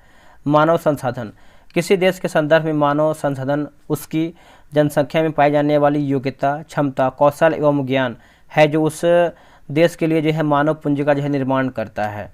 देखिए भारत का साक्षरता दर की बात करते हैं 2011 के अनुसार 74.04%। बिहार का साक्षरता की बात करते हैं 11 के अनुसार तो 61.82%। जीवन प्रत्याशा की बात करते हैं तो किसी व्यक्ति या समूह के लोगों द्वारा सामान्य परिस्थितियों में जीने की अपेक्षित औसत वर्षों की संख्या। जीवन प्रत्याशा को प्रभावित करने वाले कारक की बात करते हैं तो आर्थिक स्थिति, शिक्षा, रोजगार, आवास, स्वास्थ्य सेवा और खाद्य सुरक्षा जैसी चीज़ें शामिल। 2024 में भारत की जीवन प्रत्याशा 70.62% हो जाएगा। बिहार की जीवन प्रत्याशा की बात करते हैं 69.2 वर्ष हो जाएगा। मुद्रास्फीति देखिए जब मांग और आपूर्ति में असंतुलन पैदा होता है तो वस्तुओं और सेवाओं की कीमतें बढ़ जाती हैं। कीमतों में इस वृद्धि को मुद्रास्फीति कहते हैं। भारत में मुद्रास्फीति की गणना दो सूचियों में जो है होती हैं, जैसे थोक मूल्य सूचकांक, उपभोक्ता मूल्य सूचकांक। 2 से 3% की मुद्रास्फीति दर अर्थव्यवस्था के लिए ठीक होती हैं, जबकि इससे जो है अधिक मुद्रास्फीति जो है अर्थव्यवस्था के लिए हानिकारक होती है। कौशल निर्माण, कौशल निर्माण का अर्थ है कि देखिए कौशल निर्माण की बात करते हैं तो कौशल निर्माण का अर्थ है कि उन कौशलों का विकास करना जिनकी कंपनी को अल्पकालिक और दीर्घकालिक रूप से आवश्यकता होती है तथा जो संगठन की भविष्य की योजनाओं के अनुरूप होता है। कौशल विकास हेतु भारत सरकार ने प्रधानमंत्री कौशल विकास योजना 2015 में जो है चला रही है। आगे हमारा है क्वेश्चन नंबर 45 नंबर, निम्न में से कौन सा गैर बाजार क्रियाओं का उदाहरण है? तो ऑप्शन नंबर ए होगा, राम के पास एक गाय है और उसका दूध पर जो है स्वयं उपयोग करता है। ऑप्शन नंबर आपका ए सही होगा। अगला है कि बहुराष्ट्रीय निगमों की स्थिति में कौन सा सही नहीं है, यानी हमारा गलत क्या है?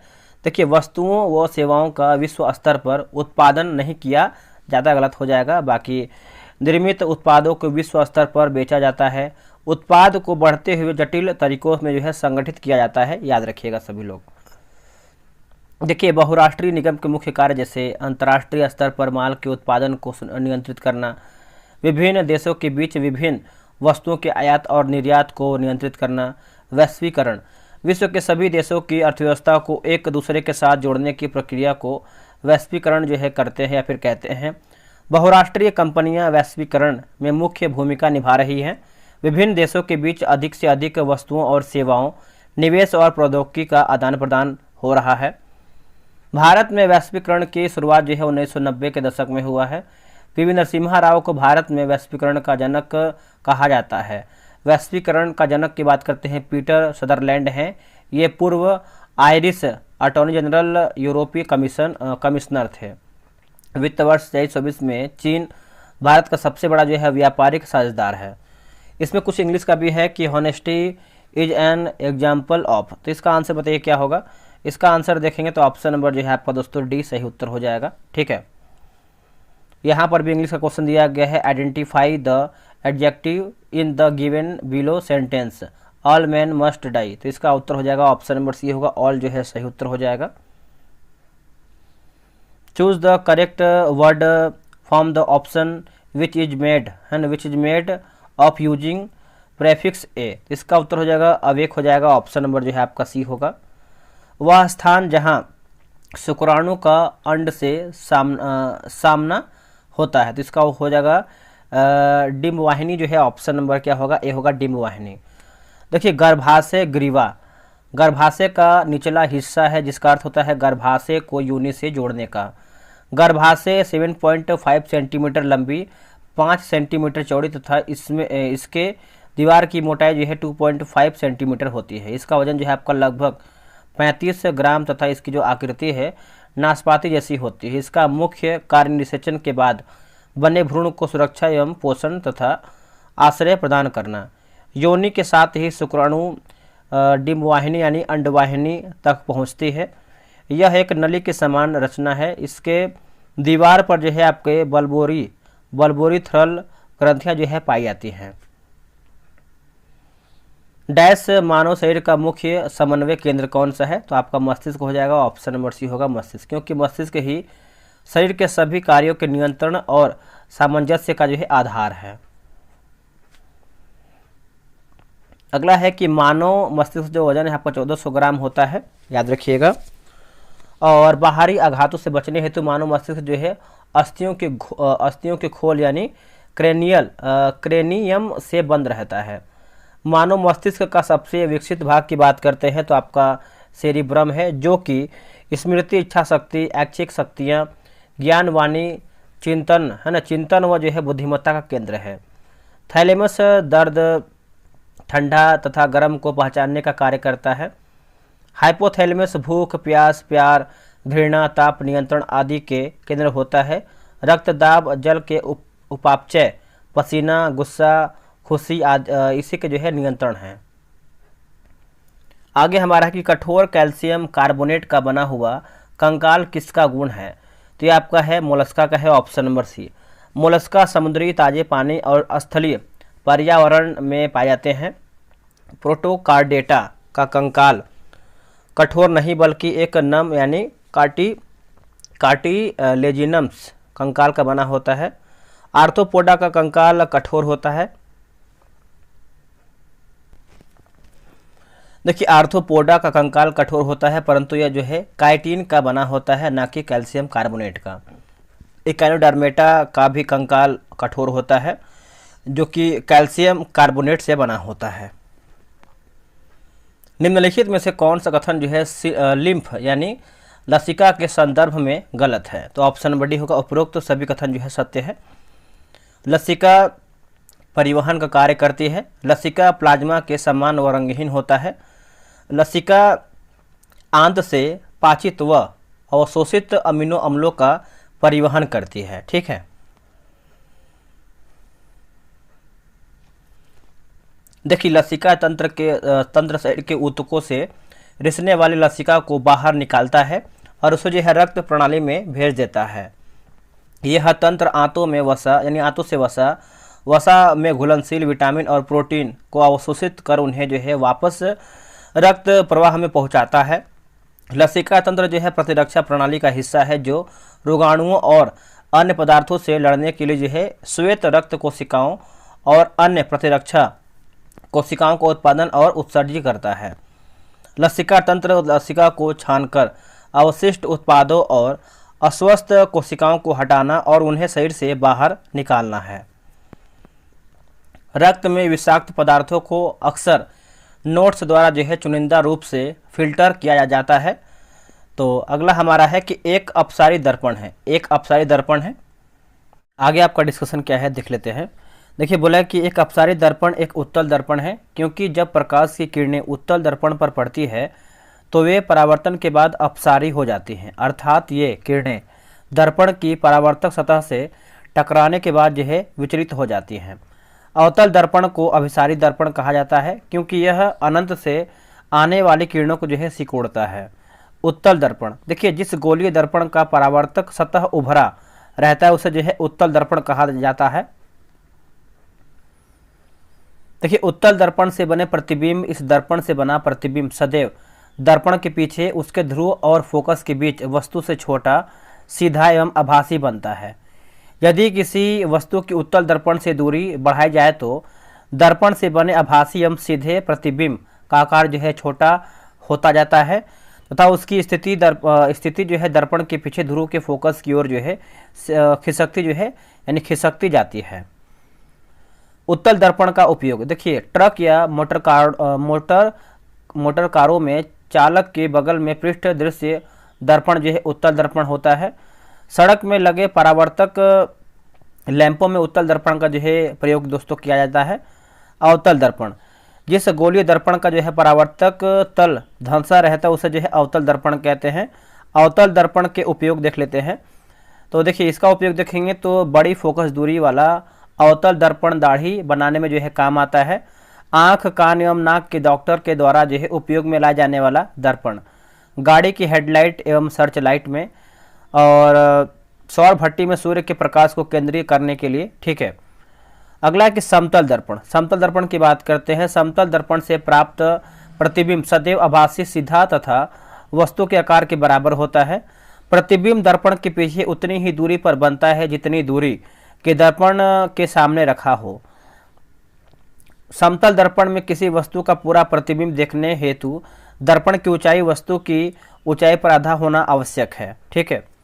देखिए समतल दर्पण में कोई वस्तु दर्पण के सापेक्ष v चाल से गतिमान हो तो वस्तु और प्रतिबिंब की सापेक्ष गति जो है 2 वोल्ट होगा।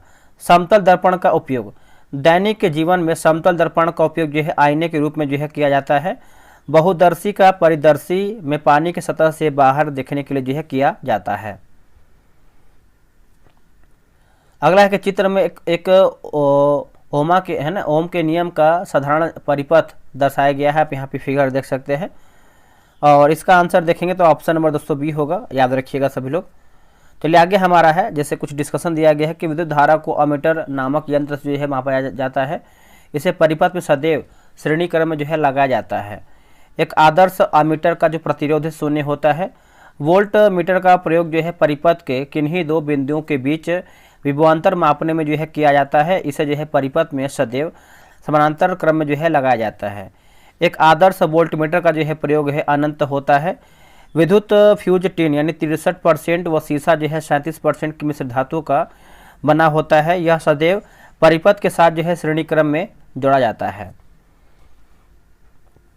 अगला है कि यदि एक वस्तु का द्रव्यमान 4 गुना होता है तो इसका वेग आधा हो जाता है, तो वस्तु का संवेग क्या होगा? तो ऑप्शन नंबर जो है दुगना हो जाएगा। ऑप्शन नंबर देखेंगे तो बी जो है सही उत्तर होगा, दुगना हो जाएगा। नेक्स्ट हमारा प्रश्न है कि विद्युत उपकरणों को अति भारण के कारण लघुपथन से सुरक्षित रखने के लिए सबसे महत्वपूर्ण सुरक्षा विधि है। तो फ्यूज का उपयोग हो जाएगा, ऑप्शन नंबर डी होगा। विद्युत फ्यूज, देखिए विद्युत फ्यूज परिपथों तथा साधित्रों की सुरक्षा किसी भी अनावश्यक रूप से उच्च विद्युत धारा को उनसे प्रवाहित न होने देकर करता है। फ्यूज को युक्ति के साथ श्रेणी क्रम जो है संयोजित करते हैं। फ्यूज तार टीन और लेड की मिश्र धातु से बना होता है। यदि परिपथ में किसी निर्दिष्ट मान से अधिक मान की विद्युत धारा प्रवाहित होती है तो फ्यूज तार के ताप में वृद्धि होती है। इससे जो है फ्यूज तार पिघल जाता है और परिपथ जो है टूट जाता है। फ्यूज तार प्रायः जो है धातु के सिरे वाले और पोर्सेलेन अथवा इसी प्रकार के विद्युतरोधी पदार्थ के कार्टिलेज में जो है रखा जाता है। नोट की बात करते हैं, लघु पथन के समय विद्युत परिपथ में विद्युत धारा जो है अत्यधिक बढ़ जाती है। यह आपका देखिए बोला कि रिक्त स्थान की पूर्ति करके बताइए। बिहार में देखेंगे तो 13 वन्यजीव अभ्यारण्य, 1 और राष्ट्रीय पार्क की बात करते हैं तो यहाँ पर जो है टाइगर रिजर्व की बात करते हैं तो एक ऑप्शन नंबर जो है आपका 58 का बी सही उत्तर होगा। बिहार में एकमात्र राष्ट्रीय उद्यान जो है आपका वाल्मीकि राष्ट्रीय उद्यान है, जो पश्चिमी चंपारण जिले में स्थित है।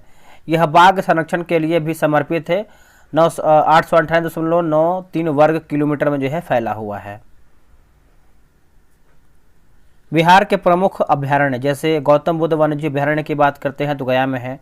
भीम बांध अभ्यारण्य मुंगेर, कांवर झील पक्षी अभ्यारण्य बेगूसराय, कुशेश्वर स्थान पक्षी अभ्यारण्य दरभंगा, नागी डैम पक्षी अभ्यारण्य जमुई, नकटी डैम या फिर जलाशय पक्षी अभ्यारण्य जमुई, सलीम अली जुब्बा सहनी पडेला झील पक्षी अभ्यारण्य वैशाली, पंत वन्यजीव अभ्यारण्य की बात करते हैं तो राजगीर हो जाएगा, और रजौला वन्यजीव अभ्यारण्य नवादा, विक्रमशिला गांगे डॉल्फिन अभ्यारण्य जो है भागलपुर, उदयपुर वन्यजीव अभ्यारण्य पश्चिम चंपारण, वाल्मीकि वन्यजीव अभ्यारण्य जो है पश्चिम चंपारण, कैमूर वन्यजीव अभ्यारण्य जो है आपका कैमूर और रोहतास हो जाएगा। मिलान करके बताना है। देखिए भांवर की बात करते हैं तो आपको होगा छिद्रपूर्ण हो जाएगा। तराई की बात करते हैं तो घने जंगल और वन प्राणियों वाला क्षेत्र। बांगर की बात करते हैं, एक सेकेंड, बांगर देखिए पुराना जलोढ़। और खादर की बात करते हैं तो युवा निक्षेप। ऑप्शन नंबर देखेंगे तो आपका ए जो है सही उत्तर हो जाएगा। देखिए भांवर शिवालिक पर्वत श्रृंखला के नीचे का क्षेत्र है। भांवर में कंकड़ गादा और बालू मिलती है। भाबर क्षेत्र में जो है खेती नहीं की जाती है। तराई मिट्टी की बात करते हैं। तराई मिट्टी का निर्माण हिमालय से नदियों द्वारा लाए गए अवसाद या तलछटी पदार्थों के एकत्रीकरण एवं अवसादन से होता है। यह घने जंगल और वन्य प्राणियों वाला क्षेत्र है। तराई मिट्टी खेती के लिए जो है उपयुक्त होती है और धान गन्ना तंबाकू और बाजरा जैसी फसलों की पैदावार बढ़ाती है। ठीक है। तराई मिट्टी में साल के ज़्यादातर समय में नमी रहती है और भूजल स्तर भी ज़्यादा रहता है। बांगर यानी पुरानी जलोढ़ मिट्टी। तराई के दक्षिण में पुरानी जलोढ़ मिट्टी का क्षेत्र जो है प्रारंभ होता है, जिससे जो है यह बांगर कहते हैं। खादर की बात करते हैं तो प्रत्येक साल बाढ़ द्वारा जो है लाई गई बहाकर मिट्टियों को जो है खादर मिट्टी कहते हैं, याद रखिएगा। आगे हमारा है क्वेश्चन नंबर 60 नंबर देखेंगे। मिलाना है, इसमें देखेंगे तो नदी दिया गया और एक अगला हमारा है सहायक नदी। देखिए गोदावरी की बात करते हैं तो ये आपको हो जाएगा वेनगंगा होगा। गंगा की बात करते हैं तो कोसी होगा। कृष्णा की बात करते हैं तो कोयना, और कावेरी की बात करते हैं तो अमरावती। ऑप्शन नंबर देखेंगे तो बी जो है सही होगा। तक के दक्षिण भारत की सबसे लंबी नदी होने के कारण जो इसे जो है दक्षिण गंगा भी कहते हैं। इस नदी का उद्गम जो है स्थान पश्चिमी घाट की पहाड़ियों में स्थित त्र्यंबकेश्वर है। गोदावरी की कुछ सहायक नदी की बात करते हैं तो प्राणहिता, पूर्णा, पेनगंगा, वेनगंगा, इंद्रावती, मंजीरा आदि है। गंगा नदी गंगा जो है गंगा नदी, भागीरथी और अलकनंदा नदियों का सम्मिलित रूप है जो देवप्रयाग के निकट मिलकर जो है गंगा कहलाती है। अगला है गंगा नदी के प्रमुख सहायक नदी की बात कर लेते हैं। तो इसमें देखेंगे तो आपका रामगंगा, गोमती, घाघरा, गंडक, कोसी, सोन, यमुना, महानंदा आदि। गंगा नदी की सर्वाधिक लंबाई की बात करते हैं उत्तर प्रदेश में है। फरक्का के बाद गंगा नदी दक्षिण पूरब की ओर बहते हुए बांग्लादेश में प्रवेश करती है और पद्मा कहलाती है। गंगा और ब्रह्मपुत्र की संयुक्त धारा जो है आपका मेघना के नाम से जानी जाती है। गंगा ब्रह्मपुत्र का डेल्टा विश्व का सबसे बड़ा जो है डेल्टा माना जाता है। कृष्णा की बात करते हैं तो यह प्रायद्वीपीय भारत की दूसरी सबसे लंबी नदी है। यह पश्चिमी घाट यानी महाराष्ट्र में स्थित महाबलेश्वर से निकलकर दक्षिण पूर्व दिशा में 1400 किलोमीटर लंबाई में प्रवाहित होती हुई बंगाल की खाड़ी में जो है गिरती है। कृष्णा नदी के प्रमुख सहायक नदी की बात करते हैं तो कोयना, यरला, वर्णा, पंचगंगा, दूधगंगा, घाट प्रभा, मालप्रभा आदि है। कावेरी नदी की बात करते हैं तो यह कर्नाटक के कोडागु जिले में मैसूर पठार के दक्षिणी भाग में ब्रह्मगिरी पहाड़ियों से निकलती है। कावेरी नदी को दक्षिण भारत की गंगा की उपमा जो है प्रदान की गई है। कावेरी नदी का अपवाह क्षेत्र को जो है दक्षिण भारत का चावल का कहा जाता है, चावल का कटोरा कहते हैं। कावेरी नदी के प्रमुख सहायक नदी की बात करते हैं तो हेमावती, लोकापावनी, अर्कवती, भवानी, अमरावती। कावेरी नदी पर ही जो है होगेवनकलम जो है जलप्रपात स्थित है। अगला हमारा है क्वेश्चन नंबर 61 देखेंगे। निम्न में से कौन सा खनिज, इनमें से कौन सा खनिज जो है आपका मोनाजाइट रेत में मिलता है? इसका उत्तर हो जाएगा थोरियम। ऑप्शन नंबर बी होगा थोरियम।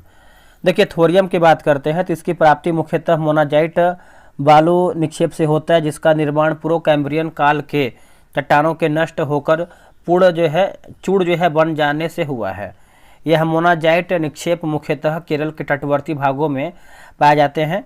सोना की बात करते हैं। गोल्ड यानी सोने की गणना जो है बहुमूल्य धातुओं से की जाती है। देश के कुल स्वर्ण उत्पादन का लगभग जो है 98% भाग यहाँ पर जो है केवल कर्नाटक की कोलार तथा हट्टी के स्वर्ण खानों से जो है प्राप्त किया जाता है। कुछ प्रमुख सोने की खान एवं संबंधित राज्य से रामगिरी खान की बात करते हैं आंध्र प्रदेश, कोलार एवं हट्टी की बात करते हैं तो कर्नाटक होगा। कोयला, देखिए यह मुख्यतः हाइड्रोकार्बन से निर्मित ठोस संस्तरित शिला है, जिससे उष्ण व प्रकाश या दोनों की आपूर्ति हेतु ईंधन के रूप में जो है प्रयोग किया जाता है। कार्बन की घटती गुणवत्ता के अनुसार कोयले के प्रमुख प्रकार जैसे एंथ्रासाइट 80 से 95%, बिटुमिनस जो है 55 से 65%, लिग्नाइट जो है 45 से 55 और पीट की बात करते हैं तो 35 से 45% होगा। सर्वाधिक निम्न गुणवत्ता की कोयले पीट कोयला है, क्योंकि इसमें जो है कार्बन का प्रतिशत जो है आपका 35 से 45% है। भारत में आधुनिक विधि से कोयला निकालने का प्रथम प्रावधान पश्चिम बंगाल में रानीगंज कोयला क्षेत्र में किया गया था। प्रायद्वीपीय भारत की नदी घाटियां कोयले के प्रमुख प्राप्ति स्थल जैसे दामोदर नदी घाटी, सोन महानदी, ब्राह्मणी नदी घाटी और वर्धा गोदावरी इंद्रावती नदी घाटी है। पश्चिम बंगाल का रानीगंज कोयला क्षेत्र देश का सबसे महत्वपूर्ण और बड़ा कोयला क्षेत्र है। भारत में लिग्नाइट का सर्वाधिक भंडार तमिलनाडु के मन्नार में होने वाला अनुमान लगाया गया है। 2024 के अनुसार कोयला उत्पादन राज्य जो है घटते क्रम में देखेंगे तो झारखंड, उड़ीसा, छत्तीसगढ़, पश्चिम बंगाल। पेट्रोल, तेल एवं प्राकृतिक गैस निगम द्वारा जो है 26 स्थलीय एवं सागरीय तेल संभावी बेसिनों का जो है लगाया गया। इसके 2019 के आंकड़ों के अनुसार देश का कुल खनिज तेल भंडार है आपका 619 मिलियन टन है। देश का सबसे महत्वपूर्ण एवं प्राचीन तेल क्षेत्र जो है असम में है। यह तेल क्षेत्र में डिगबोई नहर, कटिया और यहाँ पे हगरीजान और क्या लिया गया है मोरान व सुस्ता नदी घाटी हो जाएगा। ठीक है। गुजरात, देखिए गुजरात तेल क्षेत्र के अंतर्गत खंभात, अंकलेश्वर, नौगांव, कोसांबा, ओलपाद, ढोलका, मेहसाना, कलोल तेल क्षेत्र आता है और मंगला तेल क्षेत्र जो है राजस्थान में स्थित है। यहाँ कुछ इंग्लिश का क्वेश्चन दिया गया है तो इसका आंसर देख लेते हैं। इसका ऑप्शन देखिए, बोला कि choose the correct passive voice from the given sentence. The teacher the student, तो ऑप्शन नंबर देखेंगे तो 62 का ये सही हो जाएगा। 63 का देखिए ऑप्शन नंबर डी हो जाएगा। ये भी आपका इंग्लिश का ही क्वेश्चन है। इसमें देखिए कुछ मैथ का भी क्वेश्चन दिया गया है, तो आराम से आप जो है मैथ वगैरह बना सकते हैं ग्रुप ज्वाइन करके। मैंने आपको बताया था कि वहाँ पर आपको जो है ऑनलाइन टेस्ट वगैरह दिया जाएगा, ठीक है। तो चलिए आगे हमारा है 66 नंबर, निम्नलिखित में से कौन सा विषय जो है विकल्प जो है सही है। देखिए विकल्प की बात करते हैं तो दूसरा सही है, तीसरा मतलब दूसरा सही है, पहला असत्य है। दूसरा सही पढ़ लेते हैं। कि बाह्य बिंदु में वृत्त पर खींची गई स्पर्श रेखाओं की लंबाइयाँ बराबर होती हैं, ठीक है, याद रखिएगा। ये भी देखिए मैथ का ही क्वेश्चन दिया गया है, ठीक है। तो आराम से इसको बनाने का प्रयास कीजिए आप सभी लोग। अगला है कि डैश में SER विष तथा दवाओं को निराविषीकरण करने में महत्वपूर्ण भूमिका निभाते हैं। तो ऑप्शन नंबर बी हो, यकृत कोशिकाओं जो है सही उत्तर हो जाएगा, याद रखिएगा। देखिए यकृत कोशिकाओं यकृत के अधिकांश कार्यों को नियंत्रित करती हैं, जैसे विषाक्त पदार्थों का निराविषीकरण, पाचन, एंजाइमों का स्राव, रक्त शोधन, प्रोटीन संश्लेषण, ग्लाइकोजन संचयन, हार्मोन नियमन आदि, ठीक है, याद रखिएगा सभी लोग। अगला है कॉलम 1 को जो है कॉलम 2 में मिलान करके बताना है। तो चलिए इसको हम अच्छे से देख लेते हैं। जैसे द्रव संयोजी ऊतक की बात करते हैं तो दोस्तों बी का है ना, तो बी का देखेंगे तो ये आपको जगह रक्त होगा। उपकला ऊतक की बात करते हैं तो त्वचा होगा। जोड़ों की सतह की बात करते हैं तो उपास्थि, और तंत्रिका ऊतक की बात करते हैं तो स्पाइनल कार्ड हो जाएगा। तो ऑप्शन नंबर देखेंगे तो 69 का बी सही होगा। अगला कि यह सिद्ध करने के लिए कि जीवन की उत्पत्ति कार्बनिक अणुओं से हुई है, मिलर और यूरे द्वारा एक उपयोग किया गया था। उन्होंने जो गैसें ली हैं वे आपका है। तो ऑप्शन नंबर डी होगा, मीथेन, अमोनिया और हाइड्रोजन। ऑप्शन नंबर जो है आपका 70 का डी सही हो जाएगा। आप इसको अच्छे से याद रखिएगा। आप इसको आराम से बनाइए। इसका आंसर देखेंगे तो ऑप्शन नंबर जो है डी सही हो जाएगा। जीके जी इसको पूरा हम फोकस करेंगे, ठीक है। इसको पढ़ लेते। देखिए प्रतिरोध आर के किसी तार के टुकड़े को 6 बराबर भागों में काटा जाता है। इन टुकड़ों को फिर पाशरोक्रम यानी समानांतर संयोजित कर देते हैं। यदि इस संयोजन का तुल्य प्रतिरोध आर है तो R/R अनुपात का मान क्या होगा। इसका आंसर देखेंगे तो सही आंसर दोस्तों आपका जो है ए यानी 36 जो है सही उत्तर हो जाएगा, ठीक है। चलिए आते हैं क्वेश्चन नंबर 73 नंबर देखेंगे। 73 नंबर है, निम्नलिखित में से किस माध्यम में ध्वनि सबसे तेज गति से चलती है। तो स्टील हो जाएगा। आंसर देखेंगे तो डी होगा।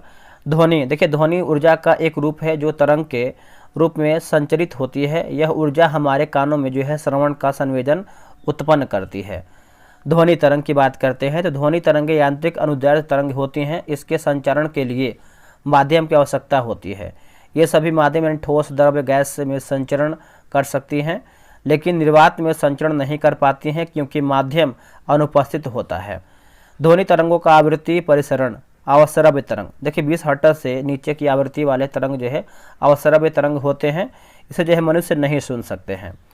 और राइनोसीरस गेंडा 5 हर्ट्ज तक आवृत्ति की अवश्रव्य ध्वनि का उपयोग संपर्क स्थापित करता है। वेल तथा हाथी अवश्रव्य ध्वनि परिसर की ध्वनियाँ जो है उत्पन्न करते हैं। भूकंप मुख्य प्रघाती तरंगों से पहले निम्न आवृत्ति की अवश्रव्य ध्वनि जो है उत्पन्न करते हैं। श्रव्य तरंग 20 हर्ट्ज से लेकर के 20,000 हर्ट्ज के बीच की आवृत्ति वाली तरंगों को जो है श्रव्य तरंग कहते हैं। इन तरंगों को जो है मनुष्य सुन सकता है, ठीक है। पराश्रव्य तरंग 20,000 हर्ट्ज से लेकर के 20,000 हर्ट्ज से अधिक आवृत्ति वाले तरंग को जो है पराश्रव्य तरंग कहते हैं। इसे मनुष्य के कानों द्वारा जो है नहीं सुना जा सकता है, परंतु कुछ जानवर जो है जैसे कुत्ता, बिल्ली, चमगादड़ इत्यादि जो है इन्हें सुन सकते हैं। पराश्रव्य तरंगों का अनुप्रयोग जैसे संकेत भेजने में, समुद्र की गहराई का पता लगाने में, कीमती कपड़ों, वायुयान तथा घड़ियों के पुर्जों को साफ करने में, कल कारखानों की चिमनियों से कालिख हटाने में, उसके बाद दूध के अंदर के हानिकारक जीवाणुओं को नष्ट करने में, गठिया रोग के उपचार एवं मस्तिष्क के ट्यूमर का पता लगाने में, ये सब में काम आता है।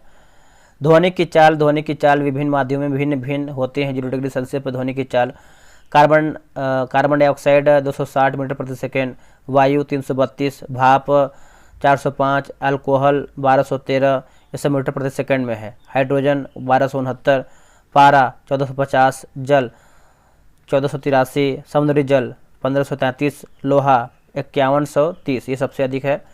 उसके बाद 51 के बाद देखेंगे तो आपको हो जाएगा, कांच में देखेंगे तो 5640 है, एल्यूमिनियम की बात करते हैं तो 6420 हो जाएगा।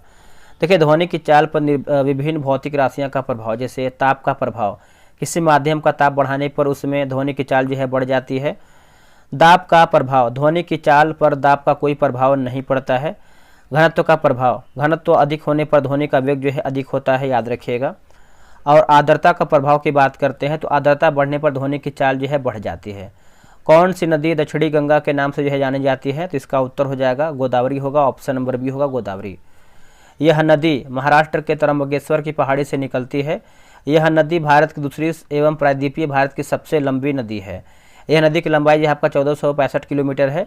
गोदावरी नदी के डेल्टा में कोरिंगा मैंग्रोव वन जो देश का दूसरा जो है सबसे बड़ा मैंग्रोव वन है।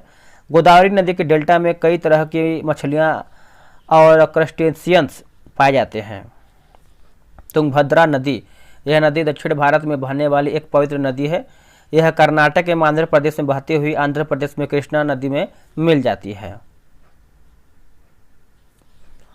रामायण में तुंगभद्रा नदी को जो है पंपा के नाम से जो जाना जाता है। तुंगभद्रा नदी का जन्म जो है तुंगा एवं भद्रा नदियों के मिलन से हुआ है। मिलान करके बताना है, मिलाते हैं। देखिए वन्य जीव अभ्यारण्य दिया गया है। अगला हमारा जो है राज्य, कोयना की बात करते हैं तो ये आपको हो जाएगा महाराष्ट्र। और इतुर नगरम है ना, नगरम, तो ये आपका हो जाएगा तेलंगाना। सरिस्का की बात करते हैं राजस्थान, और चंद्रप्रभा जो है उत्तर प्रदेश। ठीक है, आप इसको अच्छे से याद रखिएगा। कुछ दिया गया जैसे केबुल लामजाओ राष्ट्रीय उद्यान मणिपुर, और लाओ खोआ वन्यजीव अभ्यारण्य जो है असम, ग्रेट इंडियन बस्टर्ड अभ्यारण्य जो है महाराष्ट्र, सबरीमाला नेशनल पार्क जो है केरल में है, जल्दापाड़ा अभ्यारण्य जो है पश्चिम बंगाल, वन विहार नेशनल पार्क मध्य प्रदेश, रेगिस्तान राष्ट्रीय पार्क राजस्थान, गोगाबिल पक्षी विहार जो है आपका बिहार सही हो जाएगा। ठीक है, भारत में 1972 में वन्यजीव संरक्षण अधिनियम पारित किया गया, जिसके अंतर्गत राष्ट्रीय उद्यानों तथा वन्यजीव अभ्यारण्यों की जो स्थापना हुआ है। वन्यजीव अभ्यारण्य का गठन किसी प्रजाति अथवा कुछ विशिष्ट प्रजातियों के संरक्षण के लिए जो है किया जाता है। राष्ट्रीय उद्यानों का गठन विशेष प्रकार की शरणथली है ना, शरणथली के रूप में किया जाता है, अर्थात ये हैबिटेट ओरिएंटेड होते हैं। ठीक है, भारत का सबसे बड़ा जो है राष्ट्रीय उद्यान लद्दाख के लेह जनपद में स्थित है, जिसका नाम जो है हेमिसहाई है। भारत का प्रथम राष्ट्रीय उद्यान हेली राष्ट्रीय उद्यान है, जिसे बाद में जिम कार्बेट कहा जाने लगा। वर्तमान में इसका नाम जो है रामगंगा राष्ट्रीय उद्यान है। बिहार में जब पहली बार राष्ट्रपति शासन लगाया गया, उस राज्य यानी उस समय जो है राज्य के राज्यपाल कौन थे? नित्यानंद कानूनगो। ऑप्शन नंबर देखेंगे तो सी जो है सही होगा, नित्यानंद कानूनगो। चलिए देखिए, बिहार में थोड़ा सा देखेंगे इसको हम। बिहार में पहली बार राष्ट्रपति शासन जो है 29 जून 1968 को लगाया गया था। 26 फरवरी 1969 तक जो है जारी रहा। बिहार में प्रथम राष्ट्रपति शासन के दौरान जो है बिहार के राज्यपाल नित्यानंद कानूनगो छठे स्थान पर थे। जब बिहार में राष्ट्रपति शासन लागू हुआ तब भारत के राष्ट्रपति जाकिर हुसैन एवं प्रधानमंत्री की बात करते हैं इंदिरा गांधी थी। यदि कोई राज्य सरकार जानबूझकर संविधान के निर्देशों का उल्लंघन करे अथवा राज्य में ऐसी स्थितियां खड़ी हो जाएं जहां सरकार संविधान के अनुरूप शासन नहीं कर पाए, तो उस राज्य में राष्ट्रपति शासन जो है लगाया जा सकता है। बिहार में राष्ट्रपति शासन अभी तक जो है कुल 8 बार लगाया गया है। अंतिम राष्ट्रपति शासन की बात करें 2005 में लगाया गया था। इस समय राज्यपाल जो है बूटा सिंह एवं मुख्यमंत्री की बात करते हैं तो राबड़ी देवी थी। बिहार की प्रथम महिला की बात करते हैं राबड़ी देवी थी। वर्तमान में 2025 बिहार के राज्यपाल जो है आरिफ मोहम्मद खान हैं। अब यहाँ पे देखिए कार्यकाल दिया गया है, तो आप इसका जो है आराम से स्क्रीनशॉट ले सकते हैं, आराम से इसको आप पढ़ सकते हैं। ठीक है, इसको आपको बताना जरूरत है नहीं, आराम से इसको आप स्क्रीनशॉट लीजिए, फिर आराम से इसको पढ़िए। बहुत लंबा चौड़ा दिया गया है, तो स्क्रीनशॉट ले लीजिए दोस्तों, क्योंकि ये सब बॉक्स में दिया गया है, तो आराम से आप स्क्रीनशॉट लेके पढ़ सकते हैं। चलिए आते हैं क्वेश्चन नंबर 77 पे। देखिए, बिहार विधानसभा में अनुसूचित जनजाति के लिए कितनी सीटें जो है आरक्षित हैं? तो 2 हो जाएगा। ठीक है, याद रखिएगा, ऑप्शन नंबर ए हो जाएगा 2। देखिए इसमें दिया गया है कि 2 सीट जैसे मनिहारी, कटिहार और कटोरिया बांका है। उल्लेखनीय है कि अनुसूचित जाति के लिए बिहार विधानसभा 38 सीटें जो है आरक्षित हैं। डैश लॉर्ड से उसी प्रकार संबंध थे जिस प्रकार मध्यकालीन समय में लॉर्ड राजा से संबंध था। तो ऑप्शन नंबर सामंत यानी नाइट हो जाएगा, ऑप्शन नंबर सी होगा। 9वीं सदी से यूरोप में स्थानीय युद्ध प्रायः होते रहते थे। शौकिया कृषक सैनिक पर्याप्त नहीं थे और कुशल अश्वसेना की आवश्यकता थी। इसने एक नए वर्ग को बढ़ावा दिया जो नाइट्स कहलाते थे। वे लॉर्ड से उसी प्रकार संबंध थे जिस प्रकार लॉर्ड राजा से संबंध था। लॉर्ड ने नाइट्स को भूमि का एक भाग यानी जिसे फीफ कहा गया और दिया, इसकी रक्षा करने के लिए जो है वचन दिया। फीफ के उत्तराधिकारी में पाया जा सकता था। यह 1000 से 2000 एकड़ था। इसके अधीन में फैली हो सकती थी, जिसमें नाइट और इसके परिवार के लिए एक पवन चक्की और मंदिरा संपीड़न के अतिरिक्त इसके परिवार के लिए खर्च और उस पर जो है निर्भर व्यक्तियों के रहने की व्यवस्था जो है शामिल थी। सामंती मैनर की तरह जो है फीफ की भूमि को कृषक जोतते थे। बदले में नाइट अपने लॉर्ड को एक निश्चित रकम देता था और युद्ध में इसकी तरह जो है लड़ने का वचन देता था। अपनी सैन्य योग्यताओं को बनाए रखने के लिए नाइट प्रतिदिन अपना समय बोर्ड बनाने, घेराबंदी करने और पुतलों को रण कौशल एवं अपने बचाव का जो है अभ्यास करने में निकालते थे। नाइट अपनी सेवाएं अन्य लॉर्डों को भी दे सकता था, है ना, और इसकी सर्वप्रथम निष्ठा जो है अपने लॉर्ड के लिए जो है ही होती थी। अगला है कि पीलीबंगा पुरातत्व स्थल किस भारतीय राज्य में स्थित है। तो ये आपको देखने को मिलता है राजस्थान में। यह स्थल व्यापक पुरातत्विक खुदाई हुई है जिसके महत्वपूर्ण कलाकृतियां, मिट्टियों के बर्तन, उपकरण और अन्य अवशेष मिले हैं। आगे है कि शेख निजामुद्दीन औलिया की दरगाह कहाँ पर स्थित है। देखिए शेख निजामुद्दीन औलिया की बात करते हैं। इसका जो दरगाह है दोस्तों ये आपको जो है दिल्ली में देखने को मिलता है। आंसर आपका हो जाएगा ऑप्शन नंबर डी। ये चिश्ती संप्रदाय के चौथे संत थे। सबसे प्रसिद्ध सूफी संतों में से एक थे। इन्हें जो है हजरत निजामुद्दीन और महबूब ए इलाही यानी ईश्वर का प्रिय के नाम से भी जाना जाता है। इनके कुछ प्रसिद्ध शिष्यों में से शेख नसरुद्दीन, चिराग देहलवी, अमीर खुसरो जैसे कवि शामिल थे।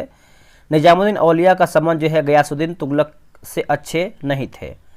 निजामुद्दीन औलिया की मृत्यु जो है 3 अप्रैल 1325 ईस्वी को हुआ था। तुगलक वंश के मोहम्मद बिन तुगलक ने हजरत निजामुद्दीन औलिया की दरगाह पर जो है यात्रा या फिर निर्माण कराया था। दरगाह का जो है निर्माण कराया। इसरो का मानव अंतरिक्ष उड़ान केंद्र किस शहर में स्थित है। तो बेंगलुरु में है। आंसर आपका डी होगा, बेंगलुरु में। इस अंतरिक्ष केंद्र का उद्घाटन जो है 30 जनवरी 2019 को इसरो के मुख्यालय परिसर में किया गया था। इसरो की स्थापना जो है 15 अगस्त 1969 को हुआ है। और कुछ महत्वपूर्ण अंतरिक्ष संस्थान जैसे विक्रम साराभाई अंतरिक्ष केंद्र जो है तिरुवनंतपुरम केरल, इसरो उपग्रह केंद्र जो है बेंगलुरु कर्नाटक, अंतरिक्ष उपयोग केंद्र अहमदाबाद गुजरात, सार केंद्र श्रीहरिकोटा आंध्र प्रदेश, द्रव प्रणोदक प्रणाली केंद्र तिरुवनंतपुरम व बेंगलुरु, इसरो टेलीमेट्री निगरानी एवं नियंत्रण नेटवर्क बेंगलुरु कर्नाटक हो जाएगा। इसरो जड़त्वी प्रणाली इकाई की बात करते हैं तिरुवनंतपुरम केरल, राष्ट्रीय दूरसंवेदी एजेंसी देहरादून, भारतीय सुदूर संवेदन संस्थान की बात करते हैं देहरादून हो जाएगा आपका। निम्नलिखित में से कौन सा मिश्रण है। तो हो जाएगा आपका वायु मिश्रण। देखिए 2 या 2 से अधिक तत्वों या यौगिकों को किसी को अनुपात में इस प्रकार मिलाया जाए कि संघटनों का रासायनिक गुण परिवर्तित नहीं हो तो इसे जो है मिश्रण कहते हैं। मिश्रण 2 प्रकार के होते हैं। देखिए समांगी मिश्रण, ऐसा मिश्रण जिसमें उसके घटक एक दूसरे में इस प्रकार मिले हुए हों कि पूरा मिश्रण समरूप हो, समांगी मिश्रण कहलाता है। समांगी मिश्रण को विलयन भी कहते हैं। जल में चीनी के विलयन, हवा इत्यादि जैसे। विषमांगी मिश्रण ऐसा मिश्रण जिसमें इसके घटक एक दूसरे में पूरी तरह मिले नहीं रहते हैं, अर्थात जिस मिश्रण में जो है पदार्थों के गुण एक समान न हो उसे जो है विषमांगी मिश्रण कहते हैं। एग्जाम्पल देखेंगे तो जल और तेल का मिश्रण, जल में बालू का घोल, नमक और चीनी का मिश्रण इत्यादि। यौगिक, यह 2 या 2 से अधिक तत्वों के नियत अनुपात में रासायनिक तौर पर संयोजन से बना होता है। पानी, CO2, CH3 इत्यादि। मिश्रण तथा यौगिक में अंतर। मिश्रण तत्व या यौगिक केवल मिश्रण बनाने के लिए मिलते हैं किंतु नए यौगिक का निर्माण नहीं करते हैं। मिश्रण का संगठन परिवर्तनीय होता है। मिश्रण उसमें जो है उपस्थित घटकों के गुणधर्मों को दर्शाता है। घटकों को भौतिक विधियों द्वारा सुगमता से पृथक किया जा सकता है। यौगिक तत्व क्रिया करके नए यौगिकों का निर्माण करते हैं। नए पदार्थों का संगठन सदैव अस्थायी होता है। नए पदार्थों के गुणधर्म पूरी तरह से भिन्न होते हैं। घटकों को केवल रासायनिक या वैद्युत रासायनिक प्रतिक्रिया द्वारा ही पृथक जो है किया जा सकता है। निम्नलिखित में से कौन सा धातुओं की अभिक्रियाशीलता के घटते क्रम का जो है सही निरूपण है? तो ऑप्शन नंबर जो है आपका ए हो जाएगा, याद रखिएगा। देखिए सक्रियता श्रेणी वह सूची जिसमें धातुओं की क्रियाशीलता को आरोही क्रम में जो है व्यवस्थित किया जाता है। सक्रियता श्रेणी जो है धातुओं की सापेक्ष अभिक्रियाशीलता सबसे अधिक यहाँ पर देखिए आपका लिखा गया है, आप इसको आराम से पढ़ सकते हैं। वैसा देखिए मैथ्स का क्वेश्चन दिया गया है, ठीक है, तो आराम से इसको बनाइए आप सभी लोग। देखिए टेनिस कोर्ट में 20 जून 1789 को जमा हुआ तीसरे स्टेट का नेतृत्व जो है किसने किया था? तो मिराबियो और अबेसिये। ऑप्शन नंबर जो है डी सही उत्तर हो जाएगा।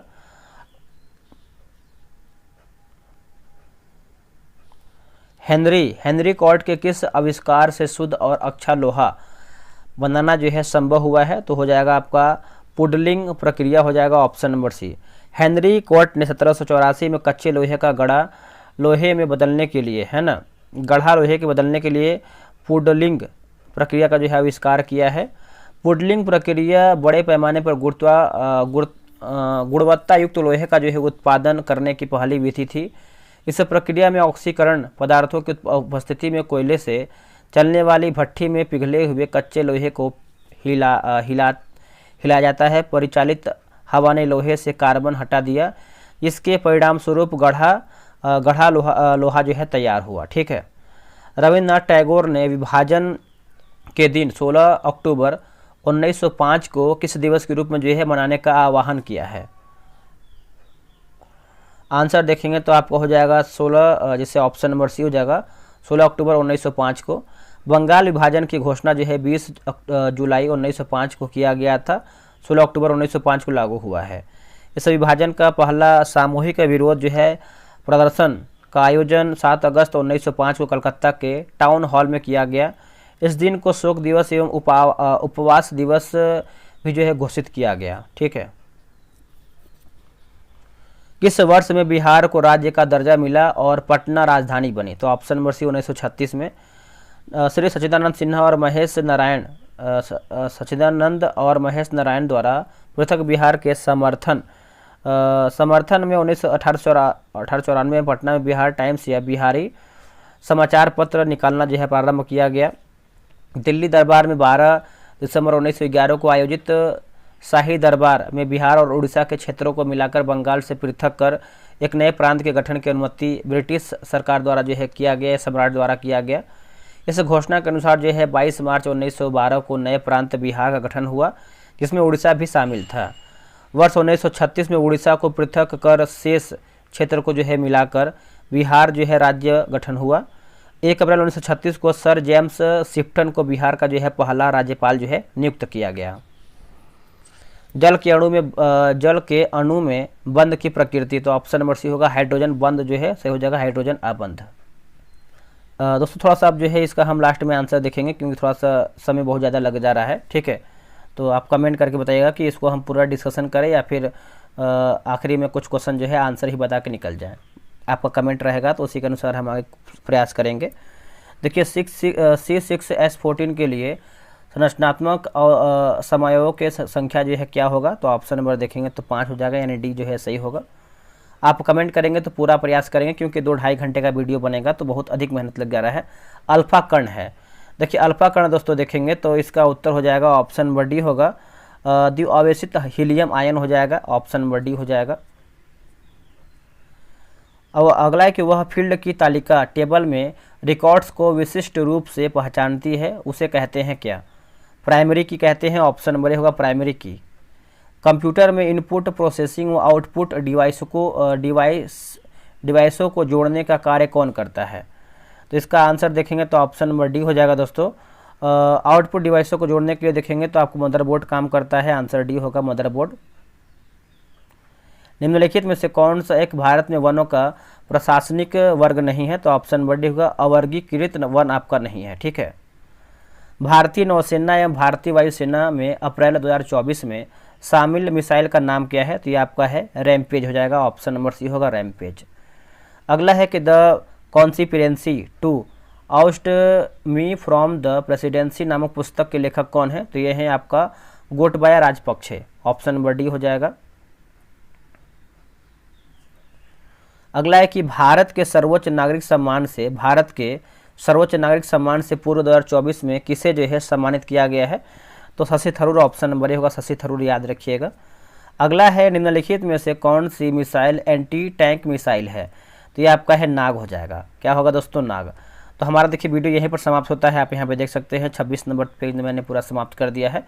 आखिरी का 10 आपका क्वेश्चन जो है मैंने आंसर ही बताया था, डिस्कशन नहीं किया है, तो कमेंट कीजिएगा कि आपको वीडियो कैसे लगा है। वैसे पूरा आपके लिए मेहनत करेंगे, उसके लिए आप निश्चिंत रहिएगा। तो चलिए दोस्तों आज के लिए इतना ही, मिलते हैं एक नई वीडियो में, तब तक के लिए जय हिंद जय भारत।